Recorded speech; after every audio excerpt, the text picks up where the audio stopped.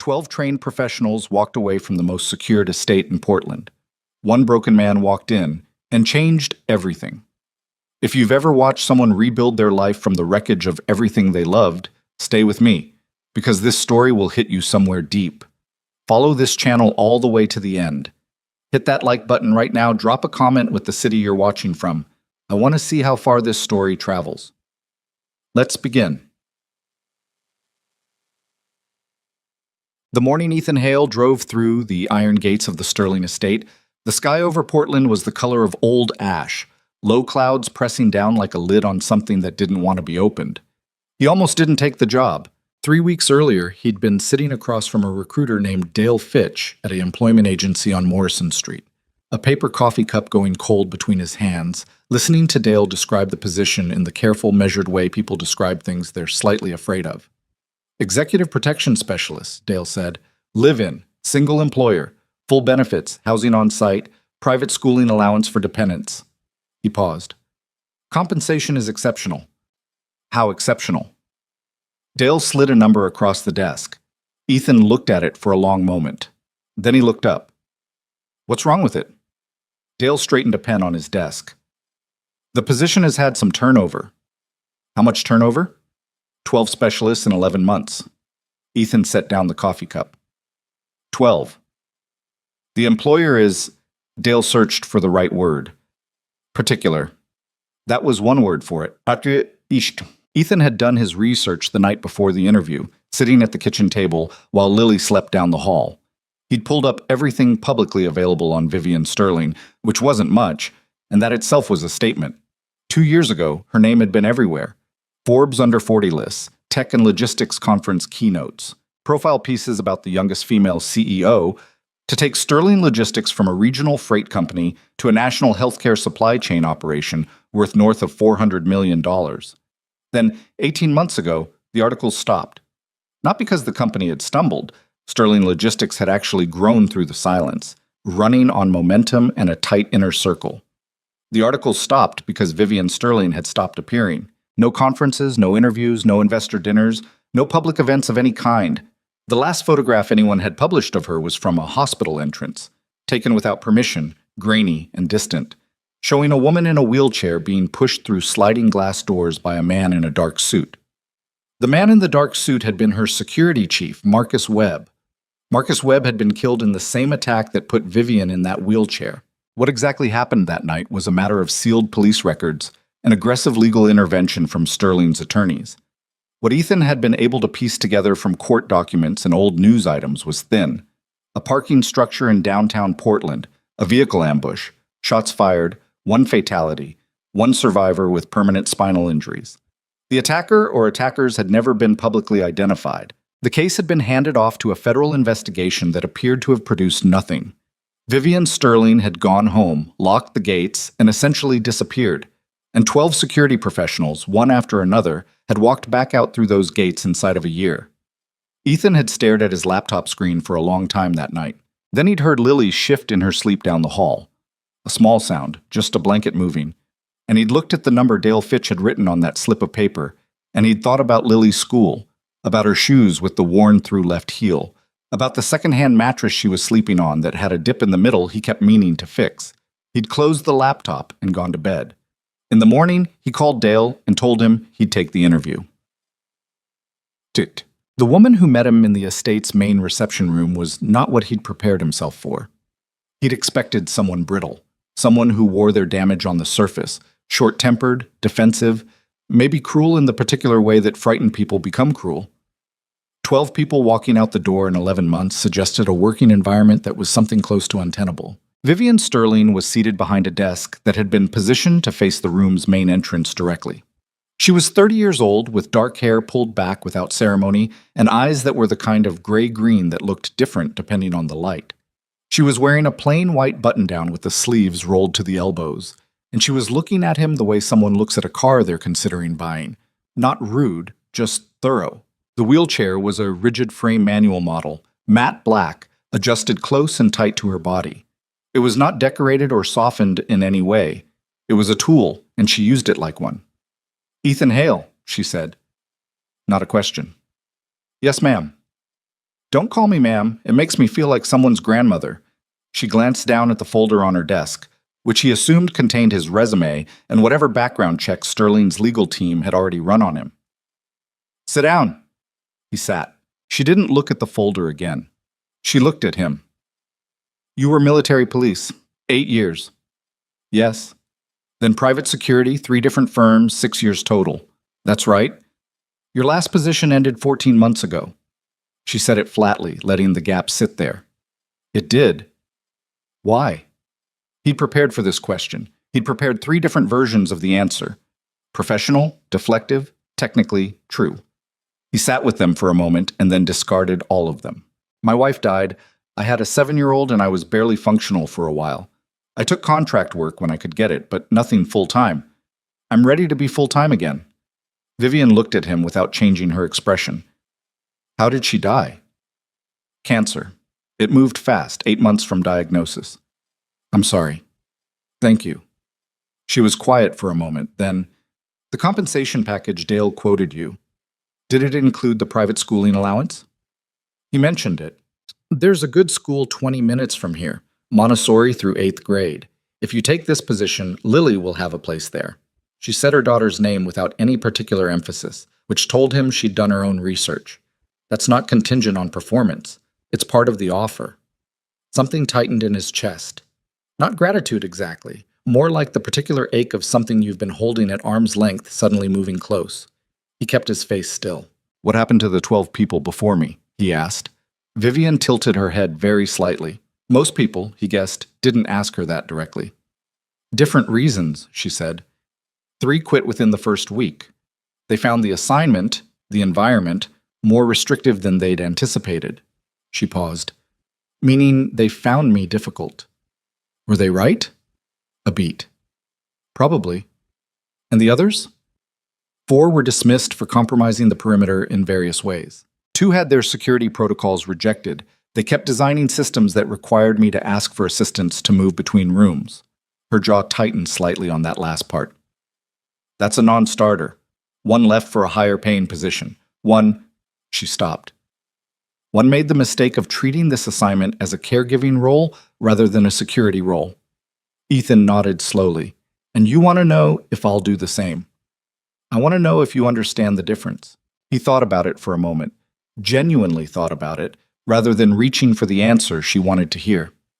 Security is about environment and threat management, he said. If I'm trying to help you in and out of your chair, I'm not doing security. I'm doing something else entirely. Those are 2 different jobs. She looked at him for a long time. When can you start? She said. He started on a Tuesday. The estate itself was substantial. A converted Victorian on 4 private acres in the West Hills, extensively renovated in a way that blended the original structure with modern extensions built low and wide and glass-faced. Beautiful, objectively. But there was something about the grounds that felt abandoned in a way that didn't match the upkeep. The hedges were trimmed, the gravel drive was raked, the security cameras were new and well-positioned, but the garden beds were empty. The chairs on the wide side terrace hadn't been moved in months. You could see the faint circular indentations where the legs had sunk slightly into the decking. There were no flowers anywhere. There were no personal items visible in any of the exterior-facing windows. It looked like a property staged for a sale that wasn't coming. The house staff were small in number and careful in manner. A housekeeper named Rosa, who had been with Vivian since before the attack, and treated the whole situation with a kind of protective quietness. A groundskeeper named Carl, who mostly stayed outside, and a part-time personal assistant named Diane, who came 3 days a week and communicated almost exclusively by text, even when she was in the same building. Marcus Webb's old security office was on the ground floor, East Wing, a room with 2 large monitors, a wall of camera feeds, a metal desk, and nothing personal in it at all. Someone had cleared it out thoroughly. Ethan set his gear bag in the corner and stood in the middle of the room for a while, just reading the space. The security system Marcus had built was good. It was more than good. It was the kind of layered, redundant architecture that came from someone who knew what they were doing and had taken the threat seriously. Motion sensors, perimeter cameras, biometric entry points, a panic room off the master suite that Ethan estimated could sustain 2 people for 72 hours. But there were problems. The interior camera layout had 2 dead zones, Both in the east corridor near the kitchen, both wide enough that a person could move through them undetected for 15 to 20 seconds. Not long in absolute terms, but long enough. The panic room door had a keypad entry that required fine motor precision and would be difficult to operate quickly from a seated position. Several of the exterior motion sensors had been set to a sensitivity level that triggered constantly on wildlife, which meant the system had been effectively trained to be ignored. Ethan spent his first 3 days not introducing himself extensively to the staff, not rearranging the office, and not proposing any changes. He walked the property. He timed every route from every room to every exit. He sat in the security office in the evenings and watched 3 months of archived camera footage, fast-forwarding through the quiet stretches, stopping whenever something moved. On the 4th day, he knocked on the door of Vivian's private office. "Come in." She was behind her desk, laptop open, phone to her ear. She held up one finger, wait, and finished her call in under 2 minutes. It was the kind of call where she was clearly delivering a verdict rather than having a discussion. The person on the other end was talking a lot. Vivian was talking very little, but precisely. She set the phone down and looked at him. "3 issues," he said. "I'd like to walk you through them." She closed the laptop. "Go ahead." He laid out the dead zones first, showing her on a printed floor plan where they were and what a straightforward fix would look like, repositioning 2 existing cameras rather than purchasing new hardware. She looked at the plan without speaking, then the panic room keypad. "I'd like to replace it with a push-bar mechanism and a secondary biometric," he said. "Palm or wrist rather than fingertip. Faster. And the motor demand is lower." He watched her face. "Not because I think you'd have difficulty with the current setup. Because under genuine threat conditions, fine motor function degrades for everyone. This is a better design regardless." She looked at the floor plan. Something shifted in her expression, just slightly. "The motion sensor calibration is the 3rd thing," he said. "I'd like to reset the sensitivity and create a maintenance log. Right now, the system is generating enough false alerts that it's essentially been tuned out. That's a problem." Vivian was quiet for a moment, then she said, "How long to implement all of this?" 3 days for the camera repositioning and sensor recalibration.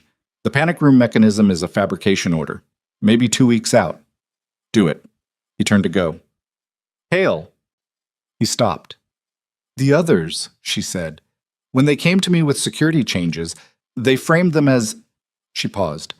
"They kept talking about what I needed, what I required. They couldn't get through a single conversation without using the word help." He thought about that. "I came in here and told you about 3 flaws in your existing security architecture," he said. "Because they're flaws, not because of anything else." She held his gaze for a moment. Then she nodded, once, and turned back to her laptop. He went back to the security office and started on the camera adjustment. Lily arrived on a Friday evening, brought from their temporary apartment by Ethan's sister-in-law, Bree, who had been watching her for the week of transition. Bree pulled up in her battered Subaru, and Lily got out with her backpack and her art supply tote and her small rolling suitcase and stood at the gate looking up at the estate with enormous eyes. "Is this where we live now, Dad?" "For now, yeah. It looks like a museum." "It's just a house." Lily gave him a look that said she disagreed but was willing to let it go. She was 7 years old and looked nothing like Ethan.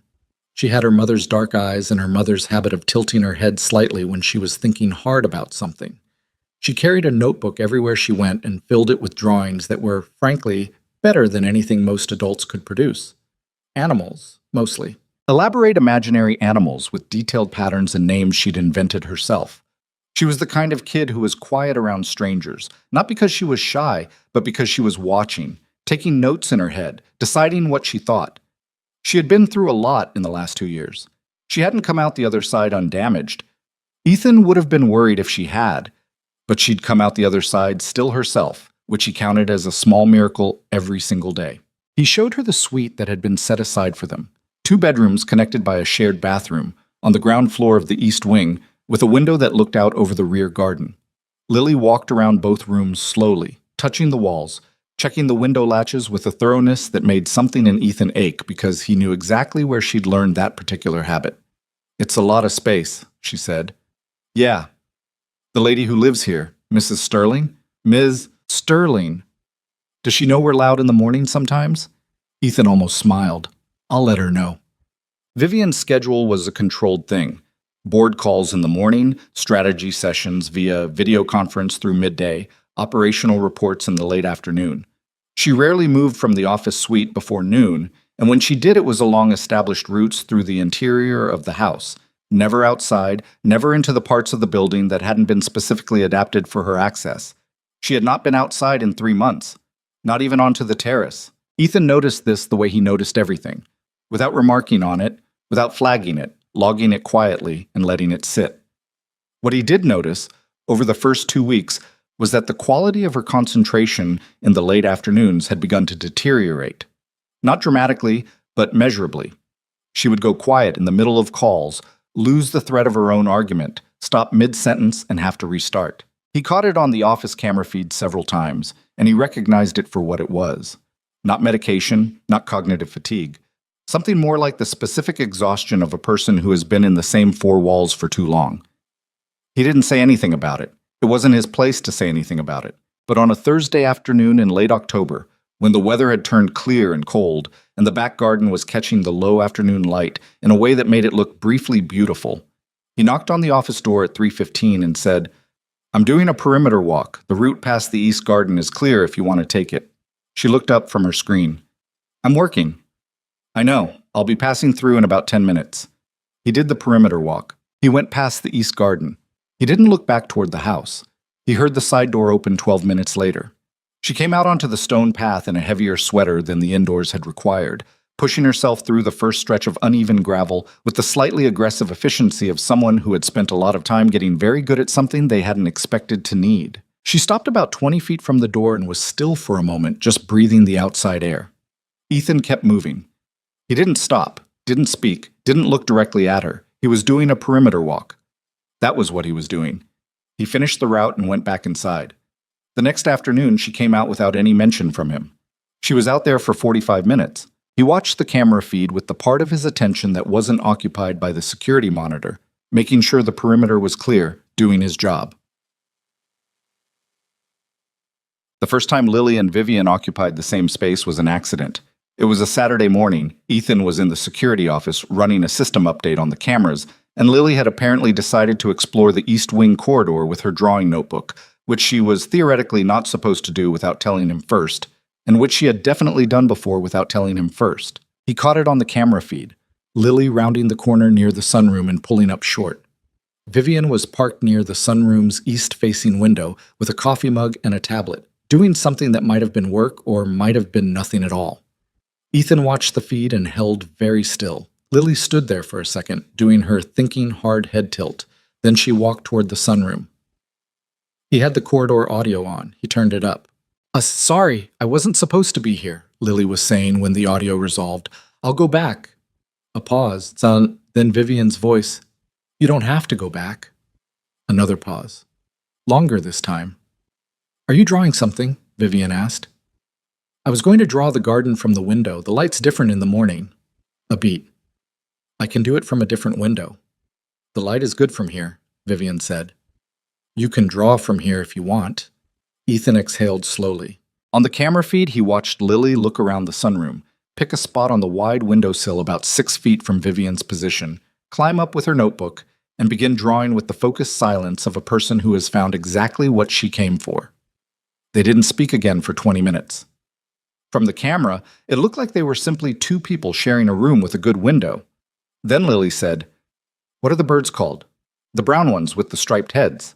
"Song sparrows," Vivian said, without looking up from her tablet. "They come every morning?" "Most mornings." Lily was quiet again. Then, with the particular directness of a 7-year-old who has decided to ask the thing she's been thinking, "Does your chair hurt?" Ethan closed his eyes briefly. From the camera, he couldn't see Vivian's expression. The angle was wrong. But her voice, when it came through the audio, was level. "No, it doesn't hurt. My grandmother had a chair like that for a while," Lily said, still drawing. "She said it made her arms really strong." "It does do that," Vivian said. "I could draw your chair if you wanted. I draw things people like. I drew Mr. Hale's old truck once and he cried a little bit." A very long pause. "He cried?" "Only a little. He said it was allergies." Lily paused. "It wasn't allergies." And then, faint, Through the corridor audio barely registering, Ethan heard it. Vivian Sterling laughed. A real one. Short and surprised and entirely unguarded, like something that had slipped out before she'd had a chance to decide whether to allow it. Ethan sat back in his chair and stared at the ceiling for a moment.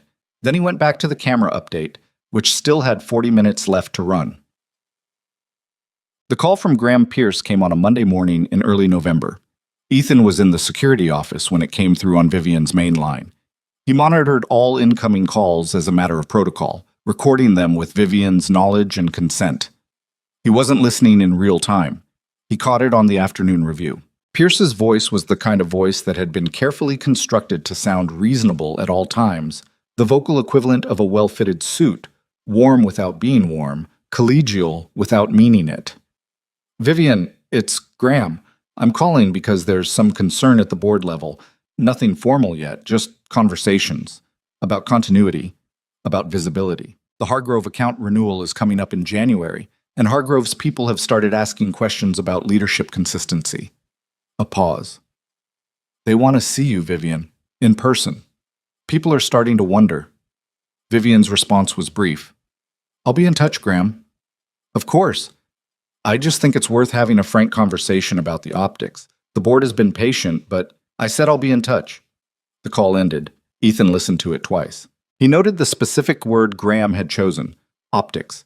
Not capacity, not capability, not leadership. Optics. He noted that Graham Pierce had been with Sterling Logistics for 11 years, had been passed over for the CEO position twice, once for an outside hire and once for Vivian herself, and currently held the title of Executive Vice President of Strategic Development, which was a title that sounded significant and whose actual scope had been quietly narrowed over the past 2 years under Vivian's direction. He also noted that Graham had made this call on a company line on a Monday morning, which meant he wasn't worried about it being recorded.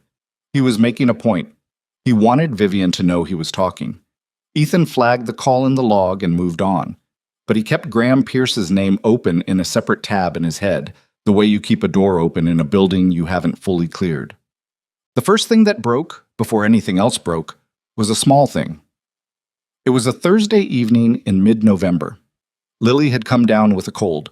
Nothing serious, but enough to keep her home from her new school, which she had taken to with the focused enthusiasm of a child who had been waiting for exactly this kind of environment. She was in bed with her drawing notebook and a cup of tea that Ethan had made badly. Too strong, wrong ratio of honey, and she was being good-humored about both. Ethan was at the kitchen table with his laptop doing a security audit update when Rosa came in to say that Ms. Sterling had asked if Lily needed anything from the kitchen. He looked up. She asked? Rosa had the carefully neutral expression of someone who found this notable, but was too discreet to say so. She did. Ethan thought for a moment. Some plain crackers, maybe, and if there's ginger tea... I'll take it, Rosa said, and was already moving. He heard Lily's voice down the corridor a little while later, then Vivian's, lower. He didn't go to listen. He stayed at the kitchen table and kept his eyes on his laptop screen and told himself firmly that whatever was happening down that corridor was not his business. When Vivian came back past the kitchen 20 minutes later, she didn't stop. But she also didn't look straight ahead the way she sometimes did when she was in her head. She glanced toward the table, and when she saw him looking, she said without breaking stride, "She's fine. She wants more honey." Ethan nodded. She always wants more honey. A pause. Vivian had stopped at the corner. "The tea you made her," she said. "You're supposed to steep it for 3 minutes, not 7. And then you add the honey before the milk, not after." She rounded the corner and was gone. Ethan sat there for a second. Then he got up and went to make Lily better tea. In December, the security breach threat level shifted. It wasn't dramatic, it never is at first. It was a pattern, a car parked at the west end of the estate access road 4 mornings in a row, always different vehicles, always occupied by a single person who left before Ethan finished his perimeter walk. A delivery service making a run to the wrong address twice in 1 week, both times getting close enough to the gate for the camera to catch a clear photo of the driver, who on both occasions had spent more time looking at the estate than at the address card in his hand. A phone call to the main house line on a Sunday evening, unusual in itself, asking for a Marcus Webb, who had been dead for 18 months. None of these things, individually, amounted to anything provable. Together, they added up to something Ethan didn't like. He documented everything and said nothing to Vivian about it directly. Not yet, not without more. What he did do was quietly increase the exterior perimeter sweep schedule to twice daily and request from Dale's agency a background trace on recent inquiries about Sterling estate staffing. The trace came back within a week. 2 separate third-party research firms had made inquiries about the estate's security arrangements in the past 6 weeks. One was registered to a Shell LLC that dead-ended after 2 steps. The other had a cleaner registration, a corporate intelligence consultancy whose client list was private, but whose registered principal officer had previously worked as an external investigator for a major Portland-based commercial law firm. Ethan made a note of the law firm's name. He put it next to Graham Pierce's name in the open tab in his head. He closed nothing down yet. He just watched. On a Friday afternoon in the 3rd week of December, Lily brought her drawing notebook to the sunroom and showed Vivian 12 pages of new animals. She'd moved on from purely invented creatures to hybrids, carefully drawn combinations of real species with precise anatomical notation in her 7-year-old handwriting. "This one is a snow leopard mixed with an eagle," Lily explained. "I called it a Strix leopard. It lives in high mountains and hunts at night." "The wing-to-body proportion is interesting," Vivian said, studying the page. "You've drawn the wingspan wider than the body length." "Because it needs to glide," Lily said, as if this were obvious. "Snow leopards don't have enough open ground to take off from a run, so it needs to be able to catch air from the rocks." Vivian looked at her. "Have you ever seen a snow leopard?" "Only in documentaries. They're hard to film. They don't like cameras." "Who does?" Vivian said, which was not entirely a joke. Lily turned to a fresh page and looked at Vivian with her evaluating, slightly sideways gaze. "Can I draw you?" Ethan, on the camera feed, went very still. He watched Vivian sit with the question for a moment, watched her do the thing she sometimes did where her hands moved slightly on the wheels of her chair, just a centimeter each way, as if she were deciding something with her whole body rather than just her mind. "Go ahead," Vivian said. Lily drew her for 20 minutes. At the end, she tore the page out carefully and handed it to Vivian without ceremony, the way you hand someone something you made for them, like it belongs to them now, and there's nothing more to say about it. Ethan couldn't see Vivian's face in that moment, but he saw her hands close around the drawing, carefully, the way you hold something you're afraid of damaging. And he sat in the security office with the camera feeds running and the perimeter clear, and for a moment he was not thinking about Graham Pierce or unmarked cars or shell corporations. He was thinking about Lily, about how she moved through the world without armor, and how the world somehow kept being gentle with her for it. He was thinking about how much her mother would have loved the strange, quiet December, in this house that was slowly, by degrees, becoming something other than what it had been. He turned the audio down and let them have their room. The drawing stayed on Vivian's desk for the rest of December. Ethan noticed it every time he came in to brief her on security updates, propped against the small lamp on the left side of the desk, Lily's pencil and crayon portrait of Vivian in her wheelchair, drawn with the particular confidence of a child who doesn't yet know she's supposed to find certain subjects difficult. Vivian had never mentioned it. She hadn't framed it or moved it somewhere more formal. She'd just left it there, the way you leave something that you want to be able to see without making a production of seeing it. He didn't comment on it. That wasn't his place. What he did notice, as December turned into January, was that Vivian's afternoon exits to the East Garden had become something close to routine. Not every day. She still missed days when the board calls ran long or the weather came in hard off the hills. But most days. She'd come out around 3, sometimes with coffee, sometimes without, and she'd move through the garden paths with the practiced efficiency she brought to everything physical, her arms working the chair across gravel and stone with a steadiness that had clearly been built over months of deliberate effort. She never asked him to join her. He never did.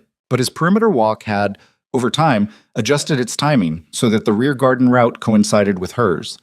Not intrusively, not closely, just present. She knew he was there. He knew she knew. Neither of them acknowledged it, which was its own kind of acknowledgement. The estate had a different quality in winter. The garden was bare, the trees stripped down to their framework, and the low afternoon light came in at a hard angle that made everything look simultaneously colder and more clearly defined. Ethan had grown up in a flat part of Ohio where winter meant gray sky from November to March, a uniform ceiling with nothing interesting in it. The West Hills winter was different. Fast-moving clouds, intermittent hard light, the the kind of sky that changed its mind every hour. Lily had started drawing the winter garden from the sunroom window with what had become an almost obsessive focus. She'd filled 2 notebooks with variations on the same view. Same trees, same stone paths, same bird feeders that Rosa kept stocked, rendered differently depending on the light, the time of day, the species of bird that happened to be present. She was working something out, the way kids work things out through repetition, though Ethan couldn't have said exactly what. He'd asked her once, watching her set up at the windowsill with her new colored pencils. What is it about that particular window? Lily had thought about it with her characteristic seriousness. The trees look different when there aren't any leaves, she said. You can see how they're actually built. When they have leaves, you just see the outside. He'd looked out the window at the bare trees and thought about that for longer than he'd expected to. It was also in January that Lily's presence in the house shifted from accidental to something more structured. It started because of the rain, a week of it, hard and steady, that kept Lily inside and depleted her considerable resources for self-entertainment. She'd worked through her art supplies, she'd read everything she'd brought. She'd rearranged her bedroom furniture twice and been told firmly that twice was the limit. On the 4th day of rain, Ethan came back from a perimeter check to find Lily in the main hallway outside Vivian's office with her drawing notebook, sitting cross-legged on the floor, apparently waiting. "What are you doing?" "Ms. Sterling said I could come show her my new drawings when she was done with her calls." Ethan looked at the closed office door. "She said that?" "Yesterday, when I ran into her in the kitchen." Lily looked up at him. "She was making tea wrong too, by the way." "Everyone makes tea wrong according to you." "Because everyone steeps it wrong." She turned back to her notebook and added a detail to whatever she was drawing. "She said 3:30. It's 3:28. At 3:30 exactly, Vivian's office door opened from the inside. Vivian looked at Lily on the floor, then up at Ethan. "You can come in," she said. It wasn't entirely clear which of them she was talking to. Lily gathered her notebook and went in. Ethan stayed in the doorway for a moment, then came in and stood to one side, which was where he usually stood when he was in the room and Vivian was working, present but not occupying the space. What followed was 45 minutes that he found himself watching with a kind of careful attention he couldn't entirely account for. Lily spread her recent drawings on the low table near the window. The Winter Garden series, several new imaginary animals, and a series of what appeared to be architectural cross-sections of invented buildings, and walked Vivian through them with the earnest thoroughness of someone presenting a portfolio, explaining each piece's origin, its logic, the specific problems she'd been trying to solve. Vivian asked questions, real ones, not adult-humoring child questions. She wanted to know the structural reasoning behind Lily's invented buildings, pointed out that one of the imaginary animals had an anatomical inconsistency in its hindquarters that Lily hadn't noticed, suggested a different approach to capturing the quality of winter light that involved observing shadows rather than the light source directly. Lily absorbed all of it without defensiveness, the way she absorbed everything she found genuinely useful, which was one of the things about her that Ethan thought she'd inherited from her mother. On the way back to their suite that evening, Lily was quiet for a while. Then she said, "She's smart." "She is. She knows about buildings and animals and light. She knows about a lot of things." Lily nodded, processing. "She gets tired, though. Not like sleepy tired, the other kind." Ethan glanced at her. "What other kind?" "The kind where you're tired of having to be careful all the time." Lily said it simply, as fact, without drama. "Mom got that kind sometimes." Ethan was quiet for a moment. "Yeah," he said. "That's a real kind." They walked the rest of the way to their suite without speaking, and Ethan put Lily to bed and sat in the small chair by the window in his own room for a while in the dark, not sleeping. The middle of January brought the first real test. He was running the morning perimeter check on a Tuesday when Carl flagged him from the north fence line, a section of hedgerow near the service entrance that Carl managed as part of his groundskeeping had been disturbed. Not dramatically. Branches pushed through at waist height, consistent with a person rather than an animal, fresh, probably overnight. Ethan walked the line slowly. There was nothing left behind, no equipment, no trash, no footprints in the hard, frozen ground. But the push was deliberate. Someone had stood at that fence and looked through it long enough to move the branches. Either they'd gotten what they came for, or they'd been deterred by something before they got further. He documented it, recalibrated the north sector motion sensors to a tighter sensitivity band, and added a camera to the service gate overhang. A small wide-angle unit that would have full coverage of the fence line without being visible from outside. He told Vivian about it that evening. Not to alarm her, but she'd made it clear from the beginning that she wanted full information, and he'd learned quickly that giving her filtered versions of things was both useless and counterproductive. She listened with her hands flat on the desk, which was what she did when she was absorbing something she didn't like. Timeline, she said, overnight Monday into Tuesday, between 2 and 5 a.m., based on the frost. Opportunistic or targeted? Don't know yet. I'm running a trace. Graham, she said. Not a question. More like a word she was testing the weight of. I don't have anything that connects this directly to Pierce yet. But, he held her gaze. But the corporate intelligence inquiries I flagged in December, one of the firms has a previous relationship with a legal consultancy that's done work for Pierce personally. That's 2 steps removed. It's not evidence. It's a pattern. But Vivian was quiet for a moment. The office was dim. She'd been working in low light again, the habit she'd developed when her headaches were bad, which they'd been more frequently this week. He's been calling the board individually, she said. I found out last week. Not official outreach. Social calls. Golf game invitations. Dinner. Who told you? Peter Liang. He's on the audit committee. He's been with the board for 9 years, and he called me himself because he thought I should know. She picked up a pen and set it back down. Graham is very good at this. He's had 11 years to build those relationships. What's his argument? That I'm not fit to lead. That the company needs stable, visible leadership, and I've been, she said the next word with a particular flatness, compromised. She looked at Ethan directly. He doesn't say disabled. He says compromised. He's careful about the language. He's always been careful about language. Ethan thought about the phone call he'd reviewed back in November. Optics. Graham Pierce had been working this angle for months, possibly longer. The Hargrove renewal, Ethan said. January deadline. 2 weeks? And if Hargrove doesn't renew? It's $42 million in annual contract value. It's also a signal. If a client that size pulls out, smaller clients follow. Graham knows this. Hargrove's hesitation isn't about my leadership capacity. I've run their account personally for 3 years, and the performance data is unambiguous. Their hesitation is about perception, about whether there's instability at the top. She stopped. Which Graham has been cultivating very deliberately. Ethan sat with this for a moment. He wasn't a business strategist. He didn't have a play here, but he knew threat assessment, and what he was looking at was a multi-vector pressure campaign. External surveillance to gather information, internal board cultivation to build leverage, a key client relationship being destabilized to create a deadline. Graham wasn't trying to alarm Vivian. He was trying to isolate her. Exhaust her options one by one until the path of least resistance was stepping aside. The Hargrove people, Ethan said. Have they asked to meet? Their CFO sent an inquiry last week, in person, before the renewal decision. And?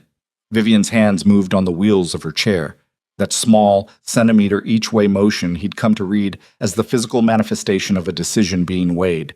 I haven't responded yet. He nodded. He didn't push. It wasn't his call to push. But he went back to the security office that night and started building a revised logistics framework for a potential off-site meeting. Threat assessment for external venues, transportation requirements, communication protocols. He didn't mention it to her. He just built it, because if she decided to go, he wanted to be ready. He also started, quietly, a deeper background trace on Graham Pierce. What came back over the following week was not a bombshell. It was an accumulation. Pierce's financial records, the publicly accessible portions, showed a pattern of personal investment in a competitor logistics firm called Meridian Supply Chain Partners. Small positions, carefully structured to stay below disclosure thresholds, but consistent and growing over the past 18 months. Meridian had recently expanded its healthcare supply chain services in the Pacific Northwest. It was, in other words, a direct competitor to Sterling Logistics in its most profitable sector. Pierce held equity in the competition. Pierce was also, as Sterling's executive VP, bound by fiduciary duty to the company he was undermining. Ethan looked at the documentation for a long time. Then he printed it carefully, put it in a folder, and knocked on Vivian's office door the next morning. She read through it without speaking. When she finished, she set the folder on the desk and looked out the window for a long moment. This is enough for a board-level disclosure inquiry, she said. I think so. I'm not a lawyer. No, but I have 4 of them. She closed the folder. Where did you get this? Public records, financial filings, corporate registrations, nothing obtained improperly. She nodded slowly. He's been patient, she said, almost to herself. This has been building for a long time. A pause. He waited until he thought I was weakest. It looks that way. He miscalculated something. Ethan said nothing, waiting. He thought isolating myself meant I wasn't paying attention. She looked up. I've been paying very close attention. I just haven't been visible. There was something different in her voice in that moment. Not louder, not harder, just more precisely itself. Like a signal that had been running at low frequency suddenly clarifying to its actual strength. Ethan picked up the folder. I'll hold this until you tell me what you want to do with it. Keep building the file. I want everything you can find. She turned back to her desk. And Hale. Yes. The Hargrove meeting. She kept her eyes on the screen. I'm going to respond to their CFO today. He held the folder and didn't let anything show on his face. I'll have a logistics framework ready by end of day. She didn't look up, but something in her posture changed, just slightly. A settling, like a structure that has been braced finally accepting its own weight. He went back to the security office and got to work. The Hargrove prep took 10 days. Ethan ran venue assessments on 3 candidate locations: a hotel conference suite, a private club downtown, a Sterling logistics facility in the Pearl District that had a board-approved meeting room. He discarded the hotel first. Too many variables, too many access points he couldn't control with the staff he had. The private club was manageable, but required a 20-minute transit route through downtown Portland traffic that he didn't love. The Pearl District facility was Sterling property, familiar, controllable. He submitted his assessment to Vivian with his recommendation. She read it, asked 2 questions about the facility's accessible entry protocol, and told him to proceed with the Pearl District location. He drove the route 4 times. He walked the facility's accessible entrance twice. He spoke with the building's security coordinator and established a temporary protocol for the day of the meeting. He arranged a vehicle, not a standard town car, not a van retrofitted with visible adaptive equipment, just a large format SUV with a rear section. Ethan modified himself with the help of a folding boarding step that packed flat and a floor anchor for the chair during transit.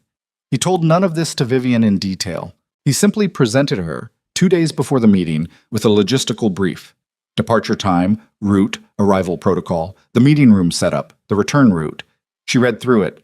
She got to the vehicle modification section and paused.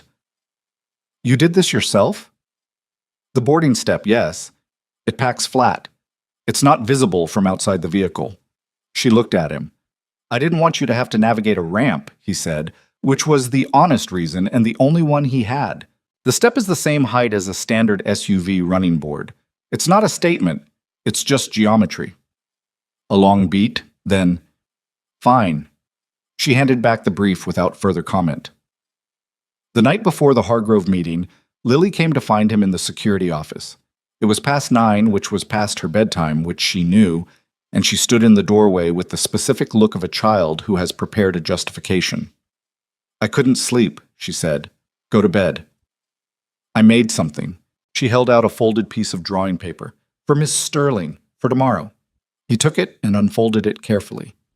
It was a drawing of the Pearl District facility. Lily had clearly looked it up because the building was recognizable, with Vivian at the entrance, in her chair with a slightly different posture than Lily usually drew her, taller somehow. The drawing had a straightness to it that Lily had put in deliberately, Ethan could tell, with the specific intentionality she brought to things that mattered to her. Underneath, in her careful 7-year-old print, you are the strongest person I know, not because of what you can do, but because of how you do it. Ethan sat with it for a moment. That's a good sentence, he said. I worked on it for a while. Lily shifted in the doorway. Can you give it to her in the morning before she goes? Yeah, I can do that. Don't make it weird. I'll do my best. Lily went back to bed. Ethan sat in the security office with the folded drawing on the desk in front of him, the camera feeds running their quiet loops on the monitors, the perimeter sensors reading clear. He thought about Vivian reading the board's faces in that meeting room tomorrow. navigating the particular cruelty of having to prove herself to people who had already decided what her body meant about her mind. He thought about the 12 people who had walked out of this job before him, and the specific kind of loneliness that comes with being in a place that keeps refusing to know you. He thought about his wife, who had spent her last months making him promise things he'd mostly kept, who had told him, near the end, with her characteristic directness, "Don't disappear on Lily. Don't disappear on yourself. Find something worth showing up for." He folded the drawing back along Lily's crease marks and set it by his coffee cup where he'd see it first thing in the morning. Outside, the January night was clear and cold over the West Hills. The sky for once not doing anything complicated, just dark and full of stars going about their ancient, indifferent business. The perimeter was quiet. The house was still. Ethan turned off the overhead light, left the monitors running, and sat in the dark for a while, not thinking about anything in particular. He gave her the drawing at 7:15 in the morning, in the kitchen, while Rosa was making coffee and Vivian was doing the thing she did most mornings, reading through overnight emails on her tablet with the focused efficiency of someone who preferred to absorb bad news before the day fully started, rather than let it find her later. He set it on the table beside her coffee cup without ceremony and didn't explain it. She looked at it. Then she unfolded it. She read Lily's sentence at the bottom and was quiet for a moment that lasted slightly longer than the others. "She was up past her bedtime making this," Vivian said. "Probably. You should tell her not to do that." "I will." Vivian folded it back carefully, along Lily's original crease lines, not her own, and set it in the interior pocket of the jacket draped over the back of her chair. She picked up her coffee and went back to her tablet. Ethan went to get the vehicle. The drive to the Pearl District took 22 minutes in the morning traffic. Ethan had timed it at different hours across the previous week and knew the variance window. He drove the route without comment, one eye on the mirrors, not because he expected anything, but because that was how he drove now, every time, and he'd stopped being able to do it differently. Vivian was in the rear seat, tablet in her lap, reviewing notes. She had dressed without fuss. Dark blazer, tailored trousers, the kind of outfit that read as deliberate without being costumed. She looked, Ethan thought, like someone who had decided exactly how much of herself to show today, and had dressed accordingly. She hadn't said much since they left the estate. When they were 4 minutes out, she set the tablet face down on her knee and looked out the window at the city passing by, buildings she probably hadn't seen from a car window in a long time. "They're going to look at the chair first," she said.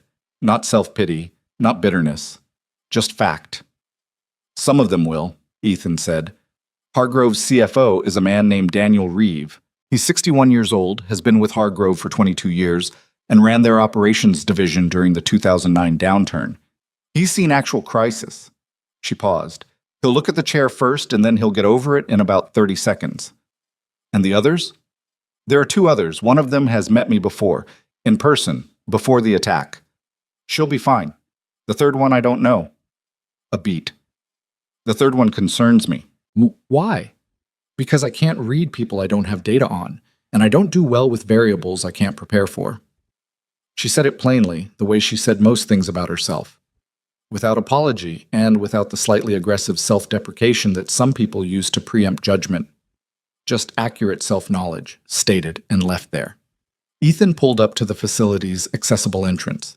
He got out, deployed the boarding step, opened her door. She transferred to her chair with the practiced efficiency that he'd watched become steadily smoother over the months, not without effort, but with the particular competence of someone who had put in the unglamorous hours of learning a new physical vocabulary for their body. He fell into position at her left rear quarter. Not behind her, not hovering, just present, the way a good detail operates. She pushed through the entrance and he moved with her, and they went inside. The meeting lasted 2 hours and 18 minutes. Ethan was in the corridor outside the conference room for all of it, monitoring the building's camera feeds on his phone, running a quiet scan of the facility's entrance logs every 20 minutes. Nothing unusual. The building was quiet. Whatever was happening inside the room was happening without outside interference. When the door opened, Daniel Reeve came out first, a compact, deliberate moving man with the handshake manner of someone who'd spent decades deciding quickly whether he trusted people. He said something to his colleagues, then turned and looked down the corridor. Vivian came through the door and saw Ethan and gave him a look that he'd gotten good at reading. It wasn't relief. She wasn't the kind of person whose face did relief publicly. It was something more like, We can go now. The meeting was done, and it had gone the way it had gone, and she was finished performing the version of herself that conference rooms required. In the vehicle, on the way back, she was quiet for a while. Then she said, "Reeve extended the contract, full terms, 3-year renewal. That's good." He said something at the end. She looked out the window. He said he'd had his doubts going in about whether the company was going to stay stable. A pause. And then he said he watched me present for 90 minutes and his doubts went away. Not because I convinced him with the numbers, though I did, but because he said... She stopped, restarted. He said he could see that I wasn't going anywhere. Ethan kept his eyes on the road. "He meant it as a compliment," Vivian said. "It was a compliment. I know it was a compliment." She was still for a moment. "It just also happens to be the most clarifying thing anyone has said to me in a year and a half." Neither of them said anything for the remainder of the drive, but something in the vehicle felt different, a quality of the silence, like a room after a window has been opened. The Hargrove renewal was announced internally 3 days later. Ethan monitored the internal communication channels and watched the board members' responses come in. "Congratulations, professionally calibrated." The kind of language people use when they're acknowledging a result that complicates their previous position without admitting it. Graham Pierce sent a 2-line email. "Strong result on the Hargrove front. Looking forward to discussing the Q2 outlook at the board meeting." Ethan read it and added it to the file. Then 10 days after the Hargrove meeting, Graham made his move. It came through official channels, which was smart. Graham had always been smart about staying inside the procedural lines while doing things that weren't procedural in spirit. He submitted a formal inquiry to the board's governance committee, signed by himself and 2 other board members whose names Ethan recognized from the social call list Peter Liang had mentioned, requesting a review of the estate's security arrangements and specifically requesting documentation of Ethan Hale's professional certifications. The inquiry cited a concern about liability exposure. It noted that executive protection specialists contracted for assignments of this scope were required, under Sterling's internal risk management policies, to hold current certification from an accredited executive protection program. It noted, with the careful specificity of a document that had been drafted by someone who knew exactly what it was doing, that Ethan Hale's resume listed executive protection experience but did not include documentation of formal certification. Because it didn't exist. Not yet. Ethan had the training and the background. 8 years military police, 6 years private security across multiple contract roles. He knew the work. He could do the work. He had been doing the work. But the formal certification course, a 2-week residential program offered through a handful of accredited security training organizations, was something he'd always intended to complete and had never had the right window for. The timing, the cost, the 2 weeks of coverage for Lily. It had stayed on the list. Graham had found the gap and put a procedural knife in it. Vivian called Ethan into her office the morning the inquiry circulated. She had a printout of it on her desk, and she looked, when he came in, like someone who had been sitting with something unpleasant long enough to get past the initial reaction and into the colder, more useful anger. "Sit down," she said. He sat. "Tell me about the certification." He told her the truth. All of it. What he had, what he didn't have, why the gap existed, what completing the certification would require. He didn't dress it up. He'd worked for Vivian long enough to know that she had no patience for softened versions of hard facts, and that delivering a softened version would cost him more in her estimation than the hard fact itself. She listened without interrupting. When he finished, she was quiet for a moment. "How long is the course?" 2 weeks residential. The next cohort starts in 23 days at a facility in Bend. "Can you complete it in that time frame?" "Yes." "What do you need from me for coverage while you're gone?" He'd already thought about this. "I can bring in a contractor I've worked with before.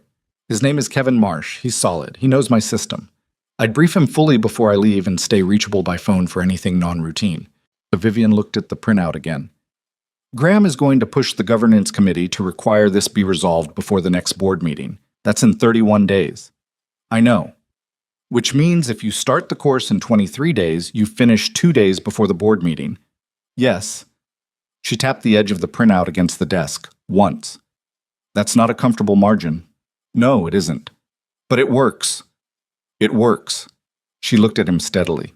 "Graham is expecting me to either dismiss you preemptively, which removes you and signals weakness simultaneously, or fight the inquiry on technical grounds, which is a process that takes longer than 31 days and leaves you in a compromised position throughout. She set the printout down. He's not expecting the third option, which is that I already knew about this gap, that we've been actively addressing it, and that by the time the board meeting happens, it will be resolved. She paused. Did you already know he was going to do this? Ethan considered. I knew something was coming. The pattern suggested a procedural approach. I didn't know the specific target. But you'd looked at your own file. I look at everything. She held his gaze for a long moment. Then, I'll respond to the governance committee today. I'll inform them that the certification process is already underway and will be completed prior to the board meeting. I'll frame it as a routine professional development milestone that was in progress before the inquiry. She picked up her pen. Is there anything on your record, anything at all, that Graham might use if he keeps digging? This was the question, the real one. Ethan had been waiting for it. When I was with my second security firm, he said, there was an incident involving a client, a domestic situation. The client's spouse came onto the property, and I made a physical intervention to remove him. The client declined to press charges. There was an internal review that cleared me, but the incident is in my employment file. He paused. The client's spouse was hospitalized with a broken wrist. Vivian didn't blink. You intervened in a domestic violence situation. Yes. And you broke his wrist. He had her against a wall. I made a decision about acceptable force, and I applied it. He kept his voice level. I'd make the same decision again. Was the internal review outcome documented? In full. Clearance with commendation for client protection. She looked at him for a moment. Graham will find it. Probably. And he'll frame it as evidence of instability, excessive force, liability risk. Yes.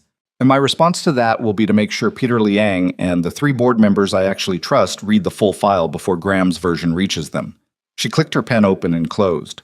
Context is everything in a document like that. The framing is Graham's whole game. Strip out context, present the surface. Let people fill in their own conclusions. She set the pen down. I'm not going to let him do that. Ethan looked at her. She said it without heat, just the clear, practical statement of a woman who had spent years running a company and knew exactly how narrative manipulation worked at the board level because she'd watched it happen to other people and had clearly spent the last several months watching it happen to herself. There's something else, he said. He put the Meridian file on her desk. Not the original, a clean copy, organized chronologically, with the corporate registration documents, the financial filing extracts, and a 2-page summary he'd written himself. I kept building this after I gave you the first version, he said. The positions grew in November and December. He's increased his Meridian holdings by roughly 40% in the past 3 months. Vivian opened the file. She read the summary first, then went through the underlying documents with a systematic focus that told him she was cross-referencing against things she already knew. Internal company data, board timelines, things he didn't have access to. She got to the last page and closed the file. He's been positioning Meridian to absorb Sterling's healthcare supply contracts, she said. If I step back, voluntarily or otherwise, and the company loses the Hargrove account and 1 or 2 others in the disruption, Sterling's valuation drops. His equity in Meridian becomes significantly more valuable at exactly the moment Sterling becomes acquirable. That's what it looks like. It's not just about removing me, she said. It's about what happens to the company after I'm gone. She sat with this for a moment. He's been planning this for at least 18 months. The timeline of the Meridian investment starts 2 months after your attack. She was very still. He didn't cause the attack, Ethan said, because he needed to say it clearly. I've found nothing that suggests any connection there. This is opportunism, not orchestration. I know, Vivian said, but something had shifted in her face. A coldness that wasn't anger, more like the specific quality of clarity that comes when a theory you've been half holding in the back of your mind becomes confirmed fact. He saw me go down, and he started building his exit from this company's shadow. My incapacity was his runway. She closed the Meridian file. I want to take this to the board, she said. Not through the governance committee, directly to the full board. Emergency session. She looked up. But not yet. Not until after you're certified and the inquiry is resolved. If I bring this to the board while Graham still has the certification issue as a live grievance, it looks like deflection, like I'm attacking him to distract from my own position. And after the certification is resolved? After that, I bring it to the board with everything clean on my side of the table, and I let this speak for itself. She pushed the file toward him. Keep adding to it. Every position change, every contact between Graham and Meridian's principals, anything you can document. He picked up the file. There's one more thing. She waited. The surveillance on the property, the fence disturbance in January, the intelligence inquiries. I haven't been able to connect those directly to Graham, but the timing maps to his escalation pattern. He paused. I don't think he's operating alone. Someone is feeding him information about the estate's internal arrangements. Vivian was quiet. Then, you think it's someone inside? I think it's possible. She looked at the window. Outside, the February garden was bare and gray, the bird feeders swaying slightly in wind. The staff has been with me a long time. Most of them, but Diane comes from an external agency. Diane has been here 2 years. I know. I'm not making an accusation. I'm telling you what the possibilities are. She nodded slowly. What do you want to do? Nothing visible. I'm going to adjust what information flows through which channels for the next few weeks and see what shows up where. It's a slow process. Fine. She turned back to her desk. Hale. Yes. The board meeting is in 31 days. She looked at him directly. I need you to come back from Bend certified and ready. I will be. And I need you to understand that if Graham succeeds in removing you before that happens, it won't be because of the certification. It'll be because I let him define the narrative. I'm not going to do that. Her voice had the level, carried quality of someone saying a thing they mean completely. You're not getting fired. He stood with that for a moment. Thank you. Don't thank me. Come back with the certification and give me something to work with. He went to call Kevin Marsh. The 23 days before the course were busy in the particular way of days spent doing 2 jobs simultaneously. His own work plus the preparation work of handing his own work to someone else cleanly enough that nothing would slip. Kevin Marsh arrived 4 days early, a compact, unhurried man in his late 40s who had spent 15 years in private executive protection and brought to the job a professional quietness that Ethan respected immediately. He walked Kevin through every protocol, every camera position, every pattern he'd built into the estate's security architecture over the past months. Kevin asked good questions and didn't need things explained twice. On the 3rd day of Kevin's orientation, Ethan introduced him to Vivian in the security office. The meeting was brief and professional. Kevin shook her hand and summarized his background without being asked, which Ethan had told him Vivian would expect. She asked him 2 questions about response protocols and seemed satisfied with the answers. After Kevin left the room, she said, "He's competent." "He is." "You trust him." "I wouldn't have brought him if I didn't." She turned back to her desk. "Then go. Don't fail the course." He laughed, which surprised both of them slightly. It was the first time she'd heard him laugh in a way that wasn't just a polite acknowledgement of something mildly amusing. A real one, short and genuine, slightly involuntary. She didn't say anything about it, but when he looked at her, there was something in her expression that he hadn't seen before. Not a smile exactly, but the particular look of a person who has just seen something they didn't expect and found, unexpectedly, that they were glad they saw it. He left for Bend on a Thursday morning. Lily had said goodbye the night before. She'd made him a folded paper card with a drawing on the front that showed a figure in a car driving toward a mountain, and inside wrote, "Come back soon. Ms. Sterling and I will keep the birds alive." He'd put it in the front pocket of his bag, where he would see it every morning. The certification course was 2 weeks of the most concentrated professional instruction Ethan had been through since military training.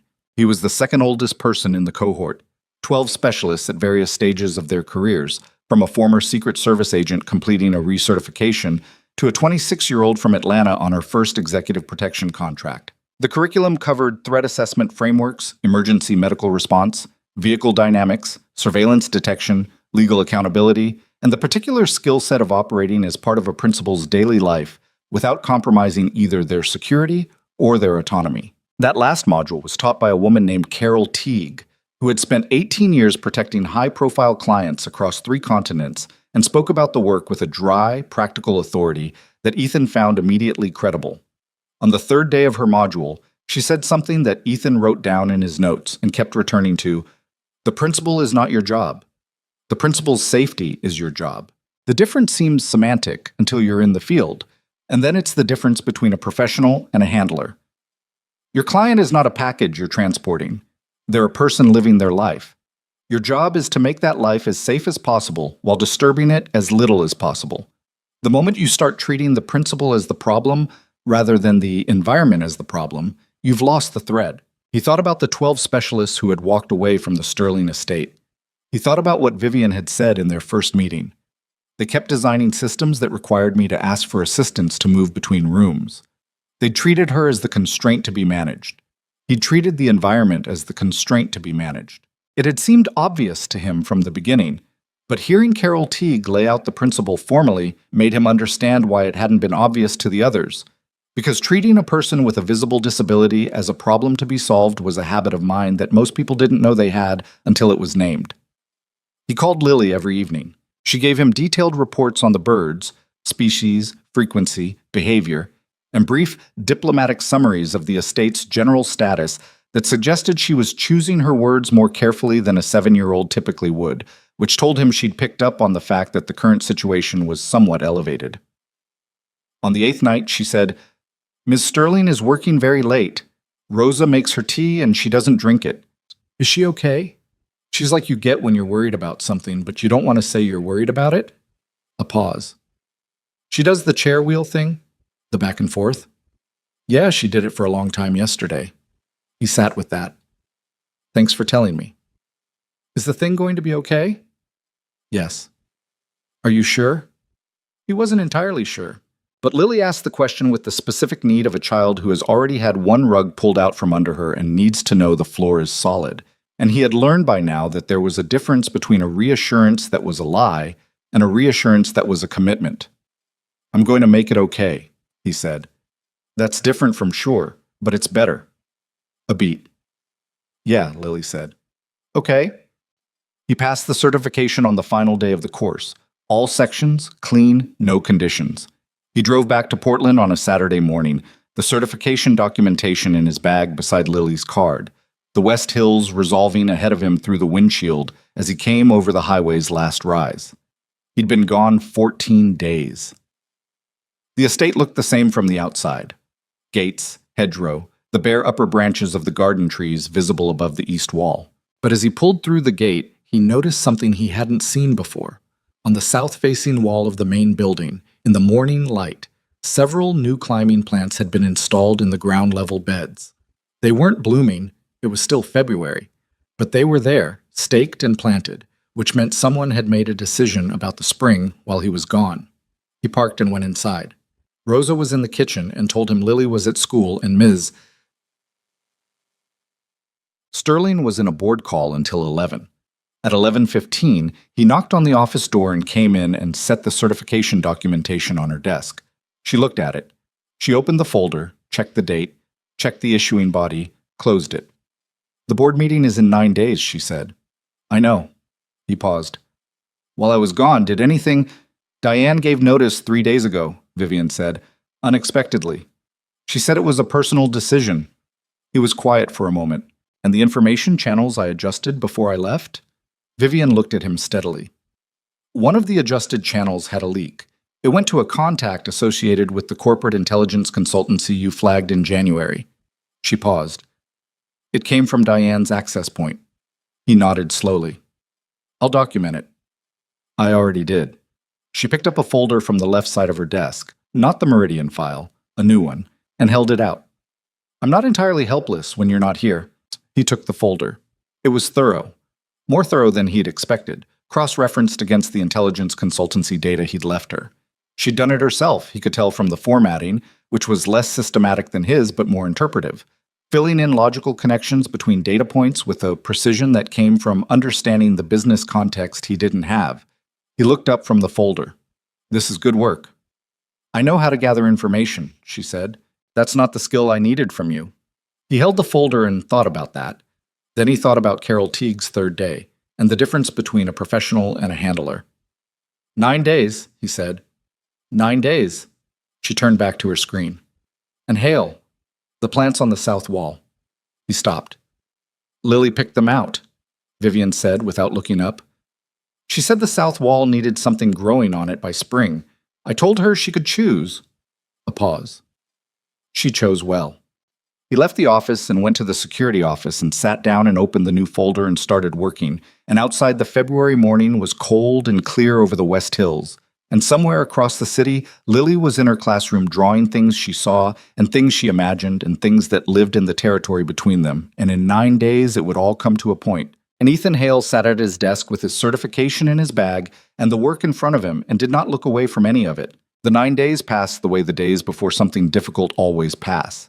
Too fast in the aggregate and too slow in each individual hour. Ethan spent them building. The Meridian file grew by another 12 pages as he tracked 2 additional equity position increases and a registered meeting between Graham Pierce and Meridian's CFO at a Portland restaurant on a Tuesday evening, documented by a time-stamped parking garage receipt that appeared in a public expense reimbursement filing Graham had submitted to Sterling's accounts department with what Ethan could only assume was either profound carelessness or profound arrogance. The receipt listed the restaurant's name. The restaurant's reservation system, accessed through a contact Ethan had at a commercial investigative firm, confirmed a table for 2 under Pierce's name. Meridian's CFO had a public LinkedIn profile that listed 3 speaking engagements in Portland over the past 6 months. It was circumstantial, but it was one more thread in a fabric that was becoming harder to look at as anything other than what it was. He also spent those 9 days watching Vivian prepare. He didn't watch intrusively.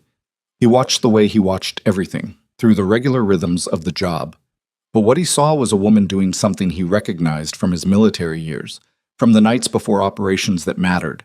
The specific, focused process of deciding exactly who you're going to be when the moment comes, and then building backward from that decision to make sure everything is in place to support it. She was on the phone more. Not anxious calls, strategic ones. Peter Liang twice.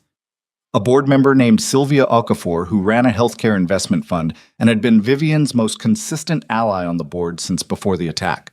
A lawyer named Pratt, who specialized in corporate governance and spoke with the compressed precision of someone billing by the 6-minute increment. Vivian never put these calls on speaker when Ethan was in the room, but she also didn't lower her voice, which he took as the implicit permission it probably was. What he gathered, assembled from fragments heard across several days, was the shape of her approach. She was not going to arrive at the board meeting in a defensive posture.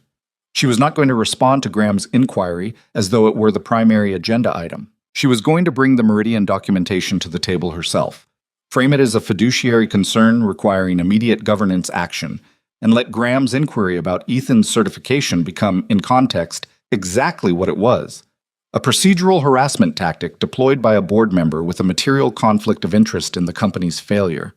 It was, Ethan thought, a good plan. It required the board members he'd never met to be the kinds of people who responded to documented evidence rather than cultivated narrative. That was not guaranteed. But it was the best available play, and Vivian had clearly been thinking about it longer than the 9 days since his return. On the 7th evening before the board meeting, Lily came to the security office after dinner. She did this occasionally, not to bother him, just to keep him company in the particular way she had of keeping people company, which involved being in the same room and doing her own thing without demanding anything from the atmosphere. She settled on the low bench along the wall with her notebook and her pencil case and started drawing. Ethan kept working. For a while there was just the sound of pencil on paper and the quiet cycling of the camera feeds. Then Lily said without looking up, "Is Ms. Sterling scared?" He considered the question. "I think she's focused. Those can be the same thing." He looked at her. She was still drawing, not looking up, the pencil moving in the careful, deliberate strokes she used when she was working on something detailed. "Yeah," he said. "They can be." "She came outside today," Lily said, "in the afternoon, but she didn't do the whole path. She just went to the end of the first section and stopped." A pause. She sat there for a long time, looking at the plants on the south wall. "They're not blooming yet." "I know, but she was looking at where they're going to be." Lily turned a page in her notebook. "I think that's a different thing than looking at what's there." Ethan sat with that. "How do you know this stuff?" Lily glanced up at him briefly. "Mom used to do it too. Look at where things were going to be." She went back to her drawing. Before she got really sick, she planted bulbs in the yard. It was October and nothing was going to happen until spring, but she kept going out to look at where she'd put them. The security office was quiet. "Did they bloom?" Ethan asked. "Yeah, that next April." Lily was quiet for a moment. "We weren't in that house anymore by then, but I like to think they did anyway." He didn't say anything. There wasn't anything useful to say.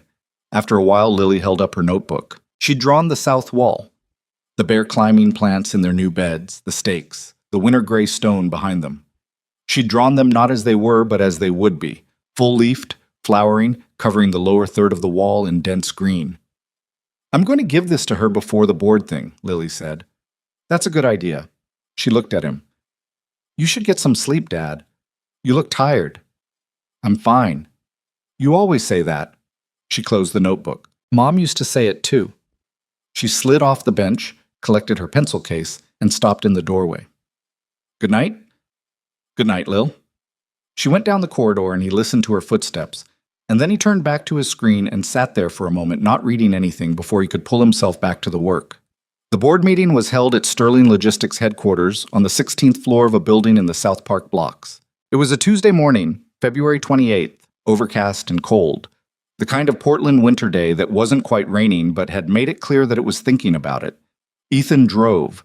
Vivian was in the rear seat with a leather portfolio on her lap, and she was not doing anything with her phone or her tablet. She was just sitting, looking forward, which was different from her pre-Hargrove posture, and which he read as confidence rather than vacancy. She'd done her preparation, and she was done doing it. Lily had given her the drawing at breakfast. Vivian had looked at it for a long moment, then looked at Lily, and then said, with characteristic understatement, "This is accurate," which Lily had taken as the high compliment it was. The drawing was in Vivian's portfolio. Ethan had seen her put it there. The Sterling headquarters building had an accessible entrance off the side street that Ethan had assessed 3 days earlier. He pulled up at 7 minutes before 9, helped manage the transfer with the boarding step, and fell into position at her left as they moved toward the entrance. In the elevator, going up to 16, she said, "How many people in the building that you don't know?" "Lobby security has 3 people I haven't met. I spoke with the building's head of security last week. He knows we're coming, and he has my number. Graham will have his own people here." "I expect so. I haven't identified them yet." She nodded. The elevator rose. "If this goes the way I think it goes," she said, "Graham will get loud at some point. He tends toward managed aggression when he feels cornered, stays inside the lines but pushes hard on the emotional register." She looked at the elevator doors. "Don't react to it." "I won't." Not because it would be unprofessional, because it's exactly what he'd want. Any reaction from security personnel toward a board member gets framed as intimidation, and that becomes the story. She glanced at him. "I know you know this." "I know. You needed to say it anyway." She almost smiled. "Yes." The elevator opened. The 16th floor had a reception area and then a set of glass-walled conference rooms overlooking the South Park blocks. Through the glass, Ethan could see the board table already occupied. 7 of the 12 board members were seated, with more filtering in from the corridor. He scanned faces against the research he'd done. Peter Liang, second seat from the far end, saw Vivian come in and gave a small nod. Sylvia Okafor, near the window, looked up and her expression settled into something composed and steady. The 3 board members Graham had been cultivating were clustered at the near end of the table, and Ethan watched their faces do the thing faces do when they see something they'd been told to expect in a different form. A quick recalibration, a beat of adjustment. Graham Pierce was already seated at the table's midpoint. He was 60 years old and carried himself with the particular ease of a man who has spent decades being the most experienced person in most rooms, a physical confidence that read as authority, until you look closely enough to see that it was performance all the way down. He looked at Vivian when she came in, and his expression did something subtle and fast. Not surprise, but a slight upward revision of something, as if he'd been operating on an assessment that needed a minor update. He looked at Ethan next. The look lasted about 2 seconds and contained no particular warmth. Ethan set himself at the room's perimeter, near the door, and became part of the wall. Vivian took her position at the head of the table. She didn't make a production of arranging herself. She came to the table, positioned her chair where she wanted it, set her portfolio in front of her, and opened the meeting. "Thank you for being here," she said. "I want to move through the standing items quickly because there's a governance matter I need to bring to the full board's attention before we close, and it requires time." Graham shifted in his seat. He'd expected to hold the procedural initiative.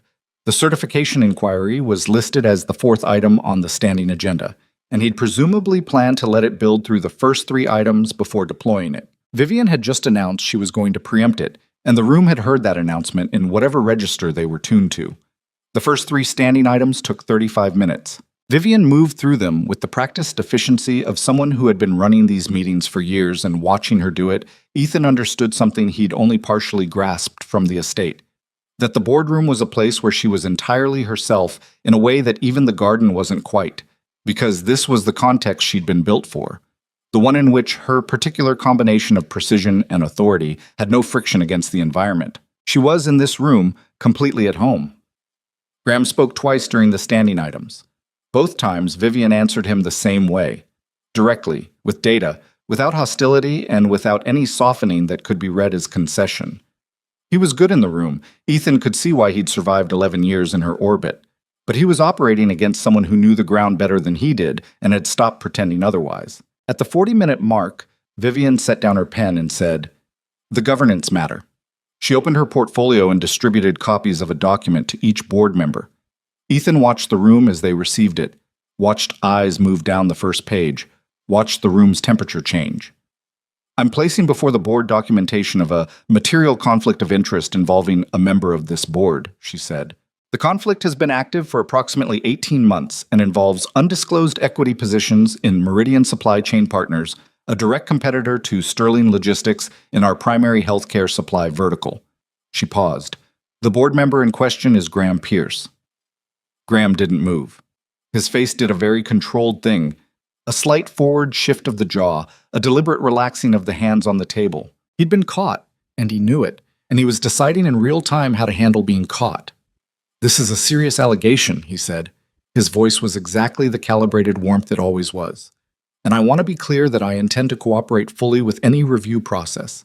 "It's not an allegation," Vivian said. "It's a documented fact. The equity positions are in public filings. The timeline maps directly to your activity on this board over the same period." She looked around the table. "I'm requesting that the governance committee open a formal conflict of interest review and that Graham recuse himself from all board votes pending that review." The room was very quiet. Peter Liang said carefully, "Vivian, this is significant." "I'm aware. If the documentation supports what you're presenting, it does. Then the governance committee will need to convene before the end of the week." He looked down the table at Graham. Graham's hands were still flat on the table. "I'd like the opportunity to respond to this in the appropriate form," he said.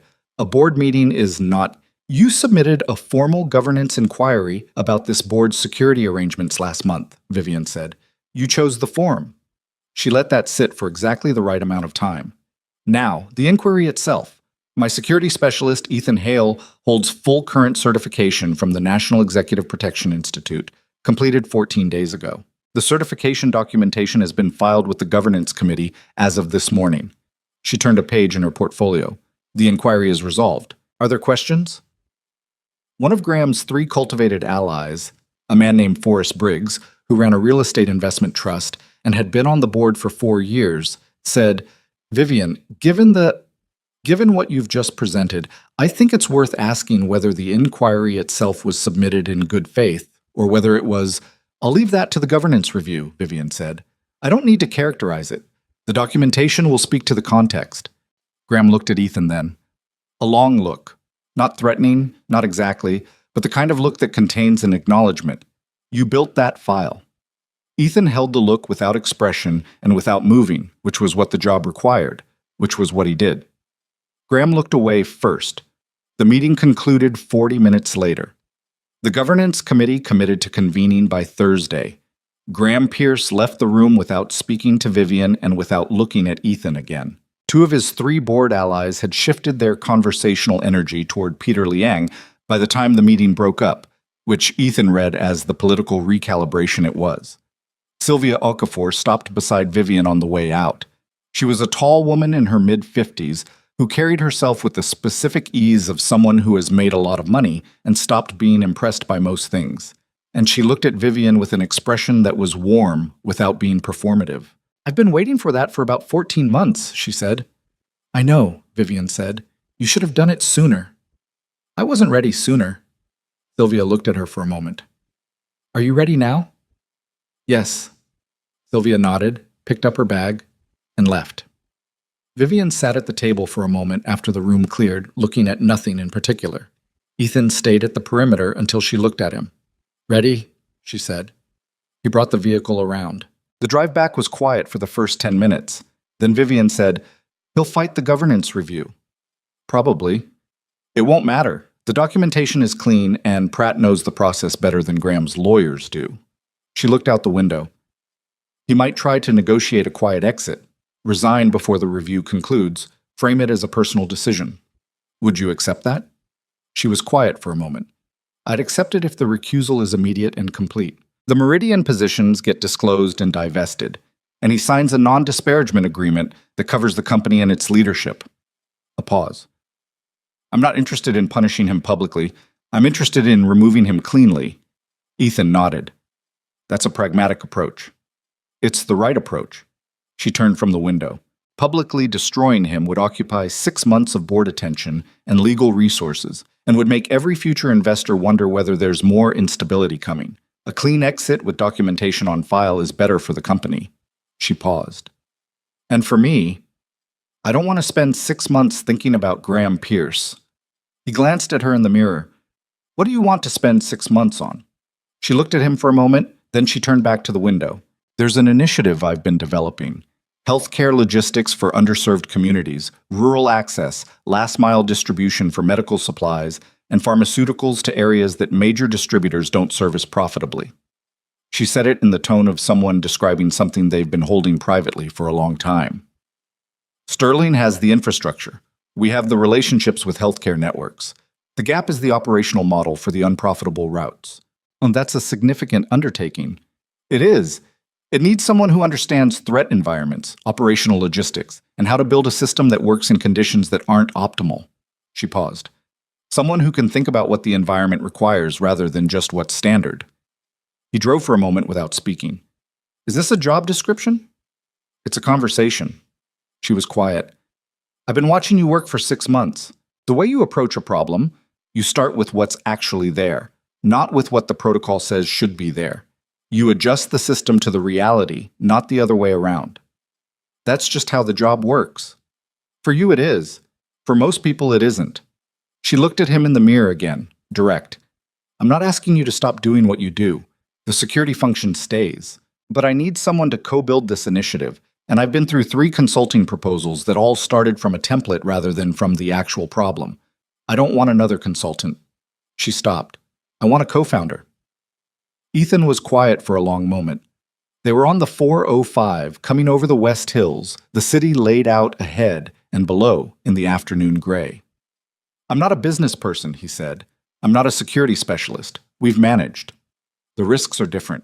A security gap has immediate consequences. A business decision has consequences that take longer to become visible and are harder to undo. Yes." She said it without impatience. "I'm not asking you to run the business. I'm asking you to help build the operational framework for one specific initiative in exactly the way you built the operational framework for this estate's security, from the ground up, based on what's actually there." A pause. "With appropriate compensation, equity, not salary." "You took the exit off the 405. The estate was 8 minutes away." "Let me think about it," he said. "That's what I expected you to say." "Does that mean yes or no?" "It means I expected it," she said, which is different from being disappointed by it. He thought about it for all 8 of the remaining minutes, which wasn't enough to decide anything, but was enough to know that the answer he was working toward wasn't no. The following weeks had a different quality than the months before them. Not easier, exactly.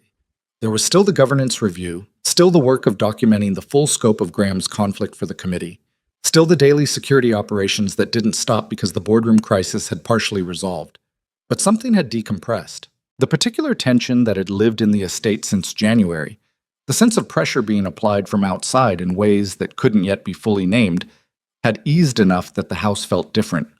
Lily noticed it first, the way she noticed most things. "It's quieter," she said one evening, sitting at the kitchen table with a plate of Rose's rice and her notebook, drawing something complicated. "It's always quiet here," Ethan said. "No, it was a different kind of quiet before. Like when there's weather coming and the birds all go somewhere." She didn't look up. "Now it's just regular quiet." Graham Pierce tendered his resignation from the board on a Friday afternoon, 3 days after the governance committee's first session. The resignation letter, which Vivian shared with Ethan as a matter of record, was 2 paragraphs of polished corporate language that said nothing specific about anything, while conveying, in its very blankness, the complete absence of the warmth and confidence that had characterized every other piece of communication he'd ever sent. The Meridian positions were disclosed, divested within 30 days per the agreement. The non-disparagement clause was signed. Vivian read the letter once, filed it, and moved on. What she moved on to was the initiative. She called it the Access Bridge Project internally, a name Ethan thought was slightly on the nose, but kept that opinion to himself. And she began the formal development process with the same systematic focus she brought to everything that mattered. She had her core strategy team involved, her legal team, an external healthcare logistics consultant named Dr. Patricia Howe, who had spent 20 years in rural medical access work and brought to every meeting a kind of grounded, non-theoretical understanding of the problem that Ethan found immediately credible. His own role evolved over those weeks in ways he hadn't fully anticipated. It started with the threat and risk assessment side.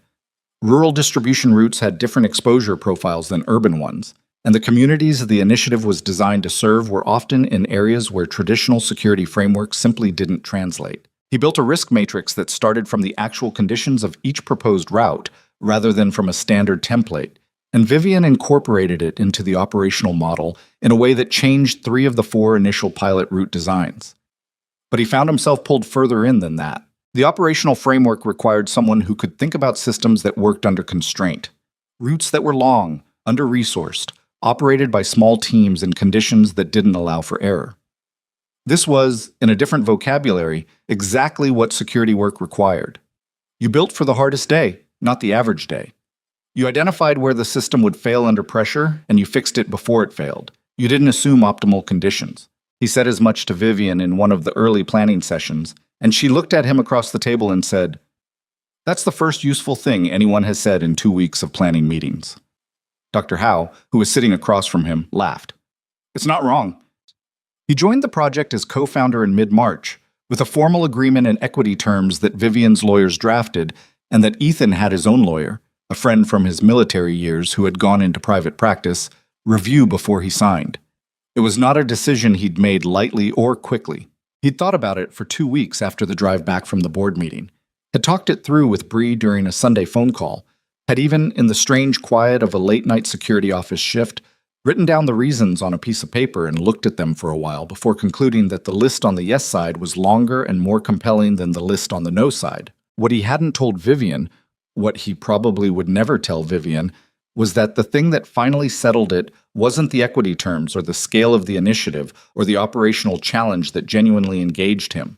It was what Lily had said about the bulbs in October, about looking at where things were going to be. He'd spent 14 months running toward something, toward this job, this place, this specific version of the life he'd promised Lily he was going to build.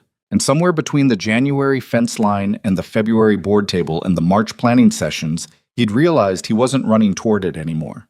He was in it. And that was a different feeling entirely. Steadier, heavier in the right way, the feeling of ground under your feet that you've decided to trust. Lily's drawings had by now migrated well beyond her own bedroom. There were 3 in the kitchen, pinned to the board above the spice rack. The Winter Garden series, the last 3 in the sequence, the ones where the light had finally started changing toward spring. There were 2 in the hallway outside the sunroom. There was one in the security office that she had left there one afternoon without asking, a drawing of the estate from above, an aerial view that she'd clearly spent a long time getting right, the building's footprint, the garden paths, the south wall's new climbing plants rendered with their full summer potential. He hadn't moved it. He'd put a small piece of mounting tape on the back and put it on the wall where he could see it from his desk, and there it stayed. The one that mattered most was in Vivian's office. It wasn't the portrait Lily had drawn in December. That one was still on the desk, still propped against the small lamp. The new one was larger, a full page from Lily's largest notebook, done in colored pencil and ink. And it showed the estate in spring, the south wall covered in the climbing plants in full bloom, the garden full and green, and 3 figures in the garden, a small one and a taller one standing together near the bird feeders, and a 3rd figure in a wheelchair on the stone path nearby, looking at something in the middle distance. Lily had given it to Vivian without explanation, the way she gave most things, like they already belonged to the person she was giving them to, and she was just returning them. Vivian had put it on the wall behind her desk, where she could see it from her chair when she looked up from the screen. Ethan had seen it there during a briefing in the third week of March, and he hadn't said anything about it, and Vivian hadn't said anything about it, and there was nothing that needed to be said. Outside the estate's south wall, the climbing plants had put out their first new growth, thin green shoots climbing the guide stakes toward the spring light. Still fragile, still finding their direction, but moving with the patient, deliberate certainty of living things that have decided the wall is worth the effort. The birds came back to the garden in late March. The song sparrows first, then others. Lily cataloged them in her notebook with the thoroughness of a scientist and the joy of a child, and sometimes Vivian was in the sunroom when Lily brought the notebook to compare against the window. And they sat together in the good morning light, and the house was, in those moments, something Ethan did not have a word for in English, and only sometimes found in the memories of a life that had ended and a life that had not yet been named. Showmore Spring came to the West Hills in the particular way it always did. Not with a single decisive arrival, but with a slow accumulation of small changes that you kept almost missing until one morning you looked out the window and the world had made up its mind while you weren't watching. The climbing plants on the south wall had taken hold by April. Not fully. They were still thin in places, still finding their way across the stone, but the new growth was visible from the garden path, bright green against the gray wall, moving upward with a patience that Ethan had come to find oddly reassuring. Things that grew slowly tended to hold. The Access Bridge project had its first formal pilot approval in the second week of April.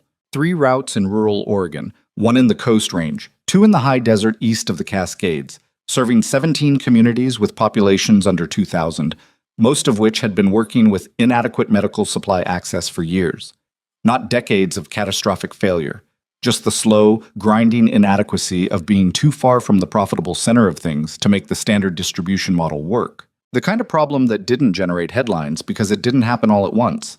Ethan had driven all 3 routes himself before the approval, not because the planning team hadn't done the logistics work, they had, competently, but because he needed to see what the ground actually looked like, which was always different from what the map said it looked like. He'd taken 2 days in late March, drove out alone, ate bad diner food in small towns, and came back with annotated photographs and a revised risk matrix that added 4 specific variables.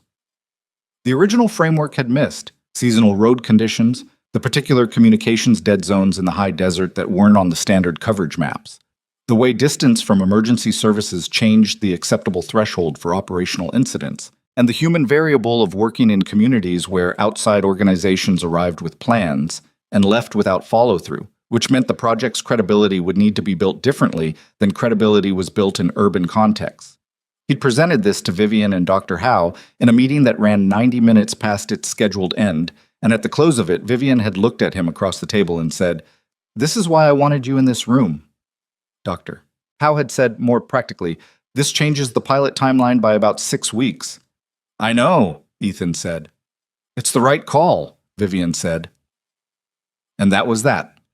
The 6-week adjustment turned out to be closer to 4 because Dr. Howe was an efficient person when the framework was sound, and the revised operational model gave her team enough clarity to move fast on the parts that had previously been uncertain.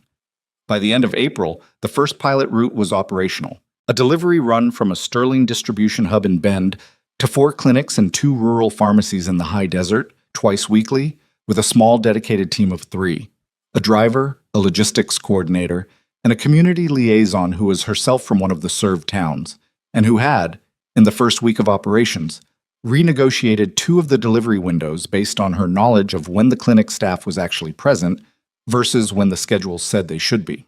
That last part was what made it work.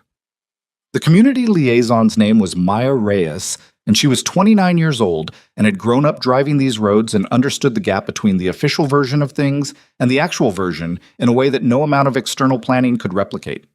Ethan had met her during his route assessment trip and had told Vivian about her immediately. Vivian had called her directly, which was not the standard hiring process, and Maya had spent 10 minutes on the phone asking pointed questions about whether Sterling was committed long-term or whether this was a pilot that would be abandoned when the numbers didn't impress an investor. And Vivian had answered each question with the directness that Maya clearly required, and Maya had started the following Monday. 2 months in, the high desert route's on-time delivery rate was 91%, which was better than 2 of Sterling's urban routes. Dr. Howe sent Vivian a one-line email that said, "I've been working on rural medical access for 20 years, and I've never seen a first quarter number like that." Vivian forwarded it to Ethan without comment. He forwarded it to Maya, also without comment. Maya replied with a single word, "Obviously." He liked Maya Reyes enormously. The Coast Range pilot launched in May. The High Desert Second route launched in early June. By midsummer, the Access Bridge project had served over 4,000 individual supply deliveries to underserved communities, had generated enough operational data to begin the case for a fourth route in southern Oregon, and had attracted the attention of two regional healthcare networks that wanted to discuss partnership arrangements. Vivian presented to both networks in person. She drove to the meetings, different venues, different cities, one in Eugene and one in Medford. And Ethan drove her, and she sat in those rooms with her portfolio and her data and the particular quality of presence she'd been developing since the Hargrove meeting, which was the presence of someone who had stopped asking for permission to take up space. She was not the same in these rooms as she had been in the early months at the estate, not fundamentally different. She was still precise, still demanding, still capable of a kind of focused severity that made people across the table sit up slightly straighter. But there was something additional. A quality that Ethan, who was not given to elaborate introspection about these things, could only describe to himself as, she had stopped waiting to see whether the room was going to accept her before she decided whether to be fully present in it. He thought about the 12 specialists who had walked away from the estate. He thought about what each of them had probably been given as their reason: difficult employer, hostile environment, impossible conditions. And he thought about how none of those things were wrong, exactly, and how they were also entirely insufficient as explanations, because what they described was not a person who was difficult. What they described was a person who was in pain and had not yet found a reason to put that pain to work instead of carrying it. She had found the reason. Several of them, actually. The company, the initiative, the garden, the bird feeders. A 7-year-old with a drawing notebook who had looked at Vivian Sterling and seen not a broken person who needed careful handling, but simply a person. Complete, interesting, worth drawing. Ethan thought about that sometimes when he watched the morning camera feeds. How much of what people called strength was actually just the accumulated weight of having been seen correctly by someone who didn't have an agenda about what they were supposed to be. In June, Lily finished second grade at the Montessori school 20 minutes from the estate.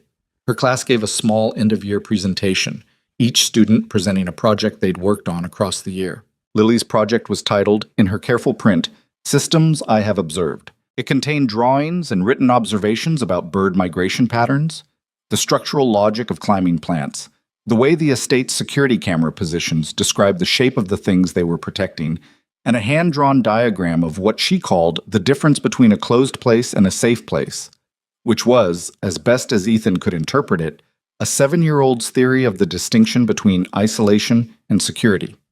Her teacher, a woman named Miss Farrow, who had spent 14 years in Montessori education and was not easily surprised, pulled Ethan aside after the presentation and said, with the specific expression of an educator who has encountered something she genuinely doesn't know how to categorize, "I want you to know that Lily is doing something in her work that I don't usually see until much later. She's thinking about systems, not just observing them, but asking what they're for." "She's always done that," Ethan said. "I know. I'm telling you because I think it matters that you know how rare it is." Miss Farrow paused. "She also talks about Ms. Sterling a great deal. She said Ms. Sterling taught her about shadows." "For drawing light," Ethan said. "She said you understand light better if you study what it leaves dark." Miss Farrow looked at him for a moment. "That's a remarkable thing to teach a 7-year-old. Vivian is a remarkable person." He said it without thinking, using her first name in a context outside the estate, without the professional framing, and for a half second after he said it, he was aware of how it had come out, and then he let it go because it was true, and the truth of it was the only thing that mattered. On the drive home from the school presentation, Lily sat in the back seat and was quiet for a while, which usually meant she was processing something. "Dad?" "Yeah." "Do you think Miss Sterling was lonely before we came?" He drove. "I think she was dealing with a lot of hard things alone." "That's the same as lonely." "Maybe." Lily looked out the window. "I don't want her to be lonely anymore." "I don't think she is." "How do you know?" He thought about it seriously, the way Lily's questions always required. "Because lonely people look at the space around them like it's empty, and she doesn't do that anymore. Lily considered this. She looks at the plants on the south wall. She does. And the birds. And the birds. Lily nodded slowly, satisfied with this as evidence. She went back to looking out the window, and Ethan drove them home through the June afternoon, the hills green above the city, the summer light doing what summer light does in the Pacific Northwest, arriving like it had always intended to stay. The security situation had stabilized in ways that Ethan appreciated but didn't allow himself to become comfortable with, because that was how perimeters failed. Not with a dramatic assault, but with a slow relaxation of attention that left a gap just when you didn't expect one. Graham Pierce had not made any further moves. His departure from the board had been followed by a quiet withdrawal from Portland's business community circles.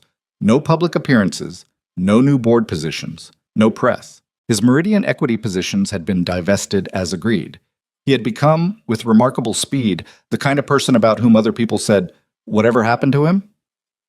Ethan kept a minimal monitoring file on him. Not obsessively. It was a 15-minute weekly check on publicly available information, the professional equivalent of making sure a door you've locked stays locked. Nothing in the file had warranted further action in 4 months. The surveillance activity around the estate had also ceased.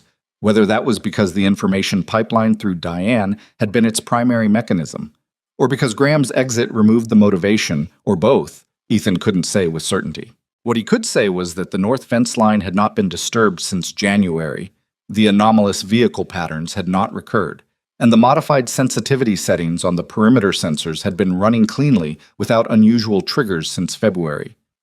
The estate felt, for the first time since Ethan had arrived, like a home rather than a fortification.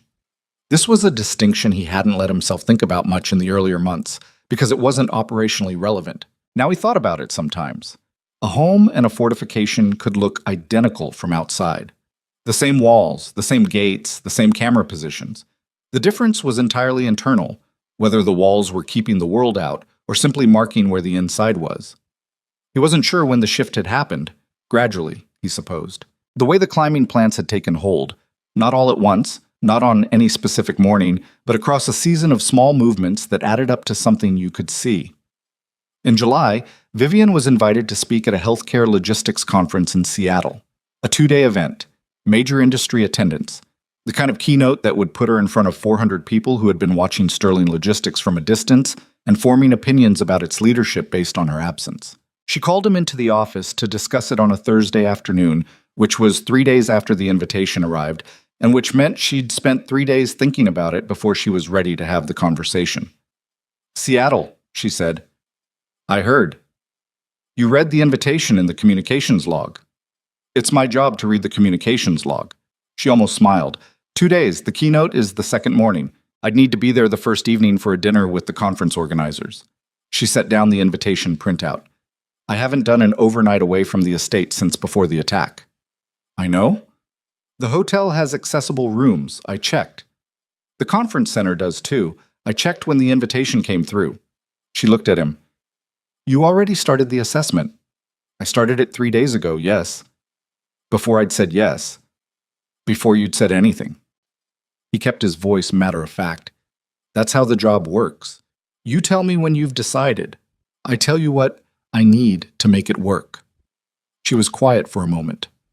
"What do you need?" 2 days on the ground in Seattle beforehand. The hotel security coordinator needs to understand the room setup. The conference center has a stage access issue for the keynote. The standard road is steps only. There's an alternate entrance from the backstage corridor that will work, but it needs to be pre-cleared with their production team. He paused. "And I need you to tell me what you want the transition from the car to the venue to look like, because that's the part that'll be visible, and you should decide how you want it." She held his gaze. "You mean whether I want it to look like anything?" "I mean whether you want to come in through the main entrance or the accessible entrance, and whether you want me visible or back."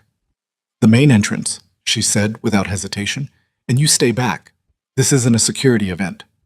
"Understood." "I'm going to need to tell them about the stage access issue myself," she said. "I don't want the conference organizers to receive a list of requirements from a third party. I want to call them directly." "That makes sense. Can you give me the name of the production contact?" "Already in your calendar, with their direct number." She looked at him for a long moment. "You know what's strange about working with you?" "Several things, probably. You never make me feel like a project." She said it plainly, the way she said most things that mattered. Not with sentiment, not with the particular weight people sometimes put on things when they want them to land, just as a fact being stated. The people before you, Shitu, I could feel them solving me. Every adaptation, every accommodation, every careful question, I could feel the solving. She paused. You never did that. Ethan thought about Carol Teague in the Ben training room. The principal is not your job. The principal's safety is your job. I wasn't hired to solve you, he said. I know, but you could have been that kind of person anyway, and you weren't. She looked down at the invitation on the desk. I'm aware that sounds like a low bar. It isn't. No, she said quietly. It isn't. She called the Seattle conference's production contact the next morning, sorted the stage access directly, and sent Ethan a 2-line summary of what had been agreed. He drove to Seattle the following Monday, spent 2 days on the ground, came back with an operational brief that covered every transition point of both days of the conference. She read it, asked one question about the hotel elevator access timing, received his answer, and confirmed the trip. They drove to Seattle on a Friday. Rosa had packed Lily for a 2-night stay at Bree's, which Lily had received with mixed feelings. She liked Bree, but she'd also, as she told Ethan with characteristic directness, never been away from the estate for 2 nights in a row since they'd moved in, and she wanted it noted that she considered this a significant absence. It's 2 nights, Ethan said. I know how many nights it is. Lily had her arms crossed. I'm just noting it. Noted. She had, of course, made something for Vivian before they left. A small drawing, no larger than an index card, showing a stage with a figure at the podium and an audience in the dark below. The figure at the podium was in a wheelchair. The audience was rendered in attentive, forward-leaning silhouettes, the way audiences look when they're listening to something that has their full attention. Underneath, in Lily's print, tell them all of it. Vivian had held the small drawing for a moment in the doorway of the estate, the morning of their departure, and then she'd tucked it into the interior pocket of her jacket, the same place she'd put the drawing from before the Hargrove meeting. Whatever ritual that pocket represented, it was hers, and Ethan didn't ask about it. The conference went well, which is to say, it was imperfect in the way real things are imperfect, and it went well anyway. The first evening's dinner with the organizers had a moment of awkwardness when the restaurant's designated private dining room turned out to have a half step at its entrance that hadn't been in the photos and that nobody had thought to mention, and there was a 5-second beat of the kind of collective freeze that happens when people who haven't been around disability much don't know whether to help, to pretend they haven't seen the problem, or to find the nearest wall to stare at. Vivian navigated the step herself. It was a single step, manageable with momentum, and said, with the particular dryness she reserved for these moments, next time, lead with the floor plan. The organizers laughed with genuine relief, and the dinner moved on. The keynote on the second morning was 40 minutes. Ethan was at the back of the room near the production desk, and he watched it the way he watched everything, with one part of his attention on the physical environment and the rest on the quality of what was happening in the room. Vivian had decided on her entrance herself. She came in through the main stage entrance, which had been adapted per the agreement she'd made directly with the production team, and she came to the podium and arranged herself and looked out at 400 people in the kind of silence that follows an entrance that has presence in it. She talked about healthcare access, about the gap between where medical supply chains ended and where patients lived, about the structural inefficiency of a distribution system designed around profit margins that treated underserved communities as edge cases, rather than as a constituency with specific needs and specific solutions. She talked about the Access Bridge project with the specificity of someone who had driven the routes in her head even when she hadn't driven them in person. Who knew the names of the clinics and the distances between them and the names of the people running them? She talked about what she'd learned in the past year and a half about building something under conditions that weren't optimal. She didn't use the word disability. She didn't need to. The chair was there, visible, unremarkable, hers. She talked about the difference between waiting for conditions to improve and learning to work with the conditions that existed, and she talked about it with the matter-of-fact authority of someone who had not chosen this lesson but had taken it seriously anyway. 400 people were quiet in the way that rooms get quiet when something honest is happening in them. Ethan stood at the back of the room and watched and thought about the woman who had been behind that desk in October, barely going outside, running a company through a screen, wearing her survival like a set of locked gates. He thought about the distance between that woman and this one. It wasn't a transformation. He distrusted the word, which implied a clean break between a before and after that real lives never provided. It was an accumulation. Every perimeter walk, every afternoon in the garden, every drawing on a windowsill, every hard conversation, every procedural battle, every moment of choosing to be present in her own life rather than managing it from behind glass. She had not become someone else. She had become more completely herself, which was a harder thing and a better one. The applause at the end of the keynote was the kind that starts before it's fully decided to start. A little uneven at the front, then catching, then full. Vivian accepted it without performing gratitude, which was the right response and the honest one. Afterward, in the corridor outside the hall, the conference director, a tall man named Bartlett, who had spent 20 years running healthcare industry events and had the slightly overwhelmed expression of someone processing a session that had gone differently than expected, shook Vivian's hand and said, "We've had a lot of keynoters in this space. That was the first one in 4 years where I watched the room and nobody was on their phone." Vivian said, "That's a low bar for a 40-minute speech." Bartlett said, "You'd be surprised." On the drive back to Portland on Sunday afternoon, they were quiet for the first hour. Not an uncomfortable quiet, the kind that follows something that went well when both people know it went well and there's nothing that needs to be added. Then Vivian said, "Lily's drawing. Tell them all of it." "Yeah." "Did you tell her to write that?" "No. She's 8 years old and she gave me better advice than my PR consultant." "She's 7. She'll be 8 in September, she told me." Vivian looked out the window. "I'm going to tell you something, and I want you to hear it without making it smaller than it is, and also without making it larger than it is." He waited. "A year ago, I was not going to be okay," she said. "I don't mean physically. I mean, I had stopped believing that the company was worth fighting for. I had stopped believing that the fight was mine." She paused. "I was very close to letting Graham have it. Not because he deserved it, because I was tired of paying the cost of the alternative." Ethan kept his hands on the wheel. "I'm telling you this because you came in when 12 other people had already decided I wasn't worth the trouble," she said. "And you didn't treat it as a troubled situation. You treated it as a job. And somewhere in the middle of that, it stopped being just a job for you. I could tell, I'm not oblivious. But you never let that complicate the work." She stopped. "That combination is rare. I wanted you to know that I know it." He drove for a moment. "You did the hard part," he said. "We both did hard parts. Yours were harder. Maybe. But a hard part done alone is just endurance. A hard part done with someone next to you is something different." She turned from the window and looked at him directly. "You were next to me. That mattered." He didn't have a ready answer for that, not because there was nothing to say, but because some things don't require a response. They require acknowledgement, and acknowledgement didn't always need words. He nodded once, and she seemed to understand it for what it was, and she turned back to the window, and they drove the rest of the way to Portland in the particular silence of two people who have said the true thing and can now simply be in it. Summer deepened.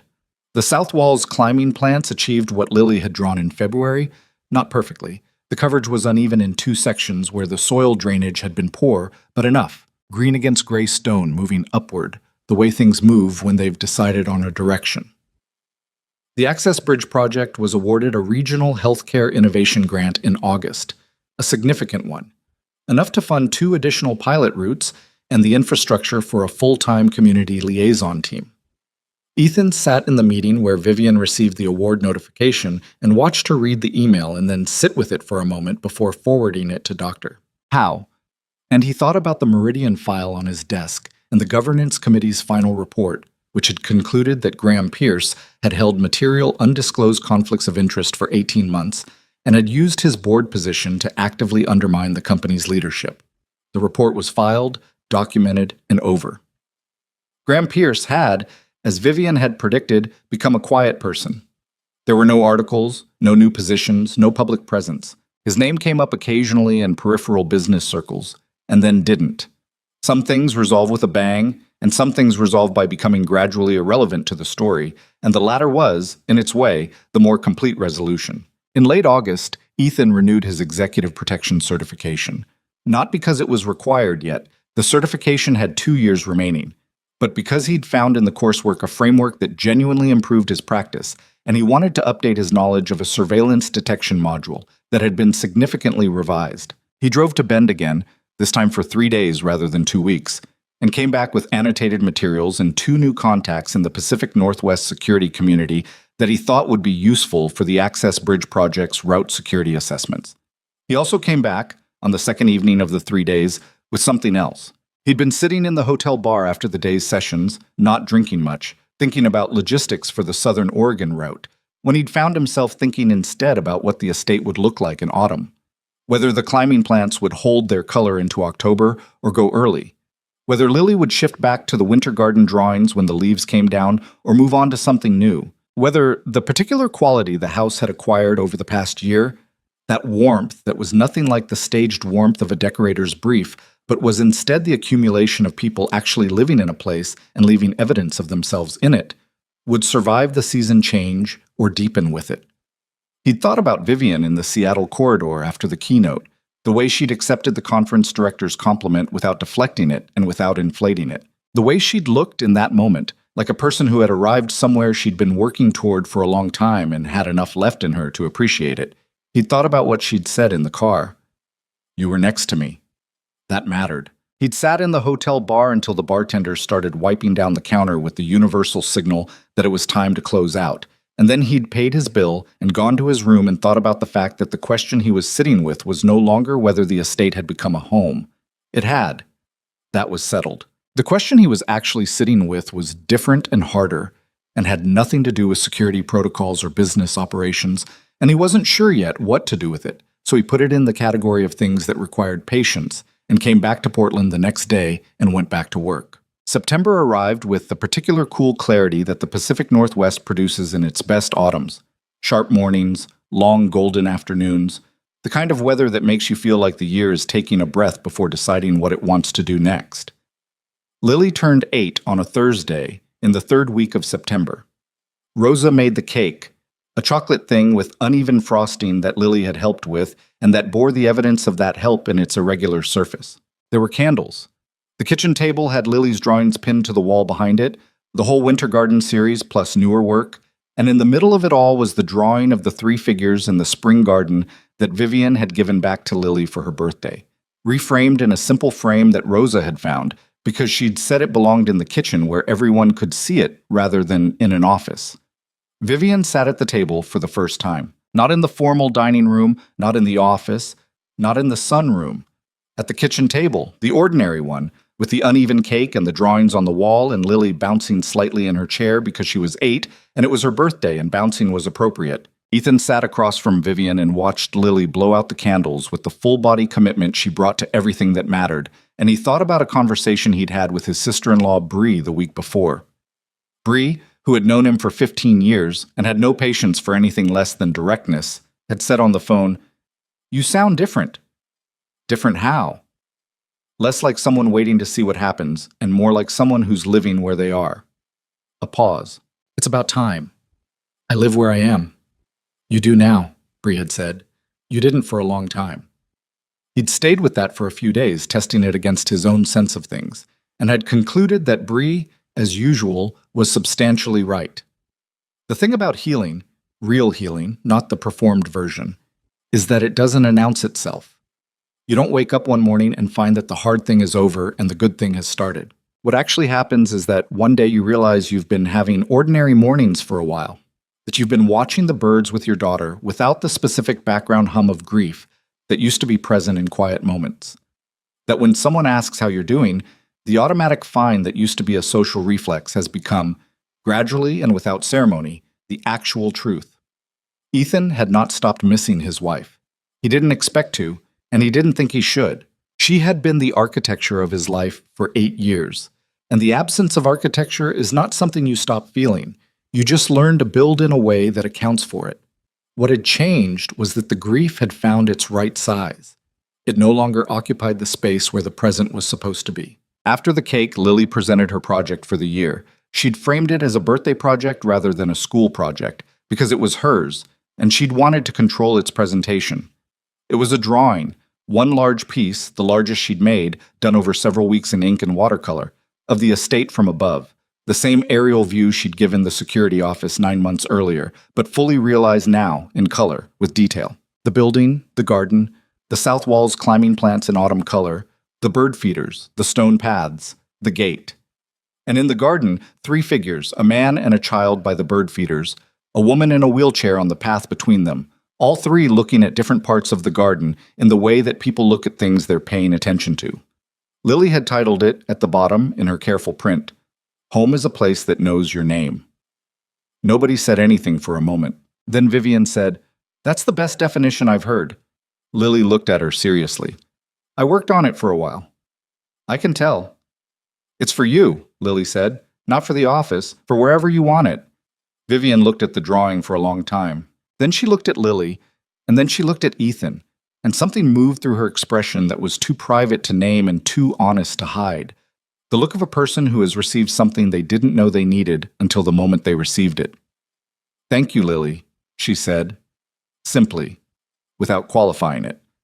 Lily nodded, satisfied, and asked if there was more cake. There was more cake. Rosa cut it, and they sat at the kitchen table in the September evening, the autumn light coming through the west-facing window in its long, late afternoon way, the garden visible beyond the glass, the south wall's climbing plants holding their color in the year's declining warmth. The gates of the estate stood at the end of the long gravel drive, the same iron gates they had always been. They opened in the morning when Lily went to school and closed in the evening, and stood through the night doing what gates do when they're not primarily about fear anymore, marking the inside, not barricading the outside. The cameras ran their cycles, the sensors read their clean data. The perimeter was exactly as secure as it needed to be, and no more. Ethan Hale had come through those gates 11 months ago with a paper coffee cup going cold in his hands, and a number written on a slip of paper, and a 7-year-old who thought the place looked like a museum. He had come because the number was what Lily needed, and because he had run out of reasons not to try, and because sometimes the door that opens is the one you weren't sure about, and you go through it anyway because standing outside is its own kind of failure. He had not expected to find what he found. He was not sure, looking back, that he could have recognized it if someone had described it to him in advance. This particular configuration of purpose and connection and ordinary daily weight that constituted, without announcement or ceremony, a life he wanted to be living. He was living it. That was the thing, not planning it, not approaching it, not managing it from behind professional distance. Living it, in a house that had learned to be a home, with a daughter who was going to be fine, better than fine. She was going to be extraordinary. And a partner who had rebuilt herself from the ground up without losing any of the essential self in the rebuilding. And a piece of work that mattered in the specific, unromantic way that work matters when it goes directly from your hands to a real problem in the world, and the world is a little less broken for it.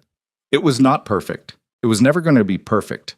The operational model for the Southern Oregon route still had a logistics problem he hadn't solved yet. Vivian still got headaches that kept her in low light for hours, and still sometimes went too many days without going outside. And he still had to navigate the line between seeing that and not becoming someone who managed it. Lily still had mornings that started badly for reasons that traced back to a loss she would carry her whole life and process in different ways at different ages, and there was nothing to do about that except be there steadily and let her know the ground was solid. These things were true. They were also not the most important truth. The most important truth was simpler and harder to say without it sounding like less than it was. They had found each other in circumstances that were difficult for all of them, and they had chosen, each in their own way and at their own pace, to stay. That was the story. Not the triumph of the board meeting or the recognition of the conference keynote or the operational success of the Access Bridge project, though all of those things were real and earned and worth counting. The story was smaller and larger than any of those things. 3 people in a house that had learned to be a home, doing the unglamorous daily work of being present for each other, watching the climbing plants take hold on the south wall, feeding the birds that came every morning to the garden, getting through the ordinary days that turned out, in the end, to be the whole of it. The year turned toward its close. The climbing plants went dormant on the south wall but did not die. The birds moved through their seasonal patterns, and Lily cataloged them, and the notebooks filled up. And somewhere in rural Oregon, a delivery driver named Terry pulled his Sterling logistics van up to a small clinic in a high-desert town at 7:15 in the morning and unloaded medical supplies that a community of 400 people needed and had waited too long to reliably have. And that was the Access Bridge project in its daily, undramatic reality, which was the only kind of reality that actually mattered. And in a house in the West Hills of Portland, Ethan Hale sat in the security office on a Tuesday evening with the camera feeds running their clean cycles and the monitors showing a quiet perimeter, and heard somewhere in the house the sound of Lily laughing at something, the full, unconsidered laugh of a kid who has forgotten to be careful, and heard a moment later Vivian's voice saying something he couldn't make out through the wall, and then Lily laughing again. He sat in the good dark of the security office and listened to the sound of his life going on in the next room. It was enough. It was more than enough. It was, in the particular accounting that matters, everything.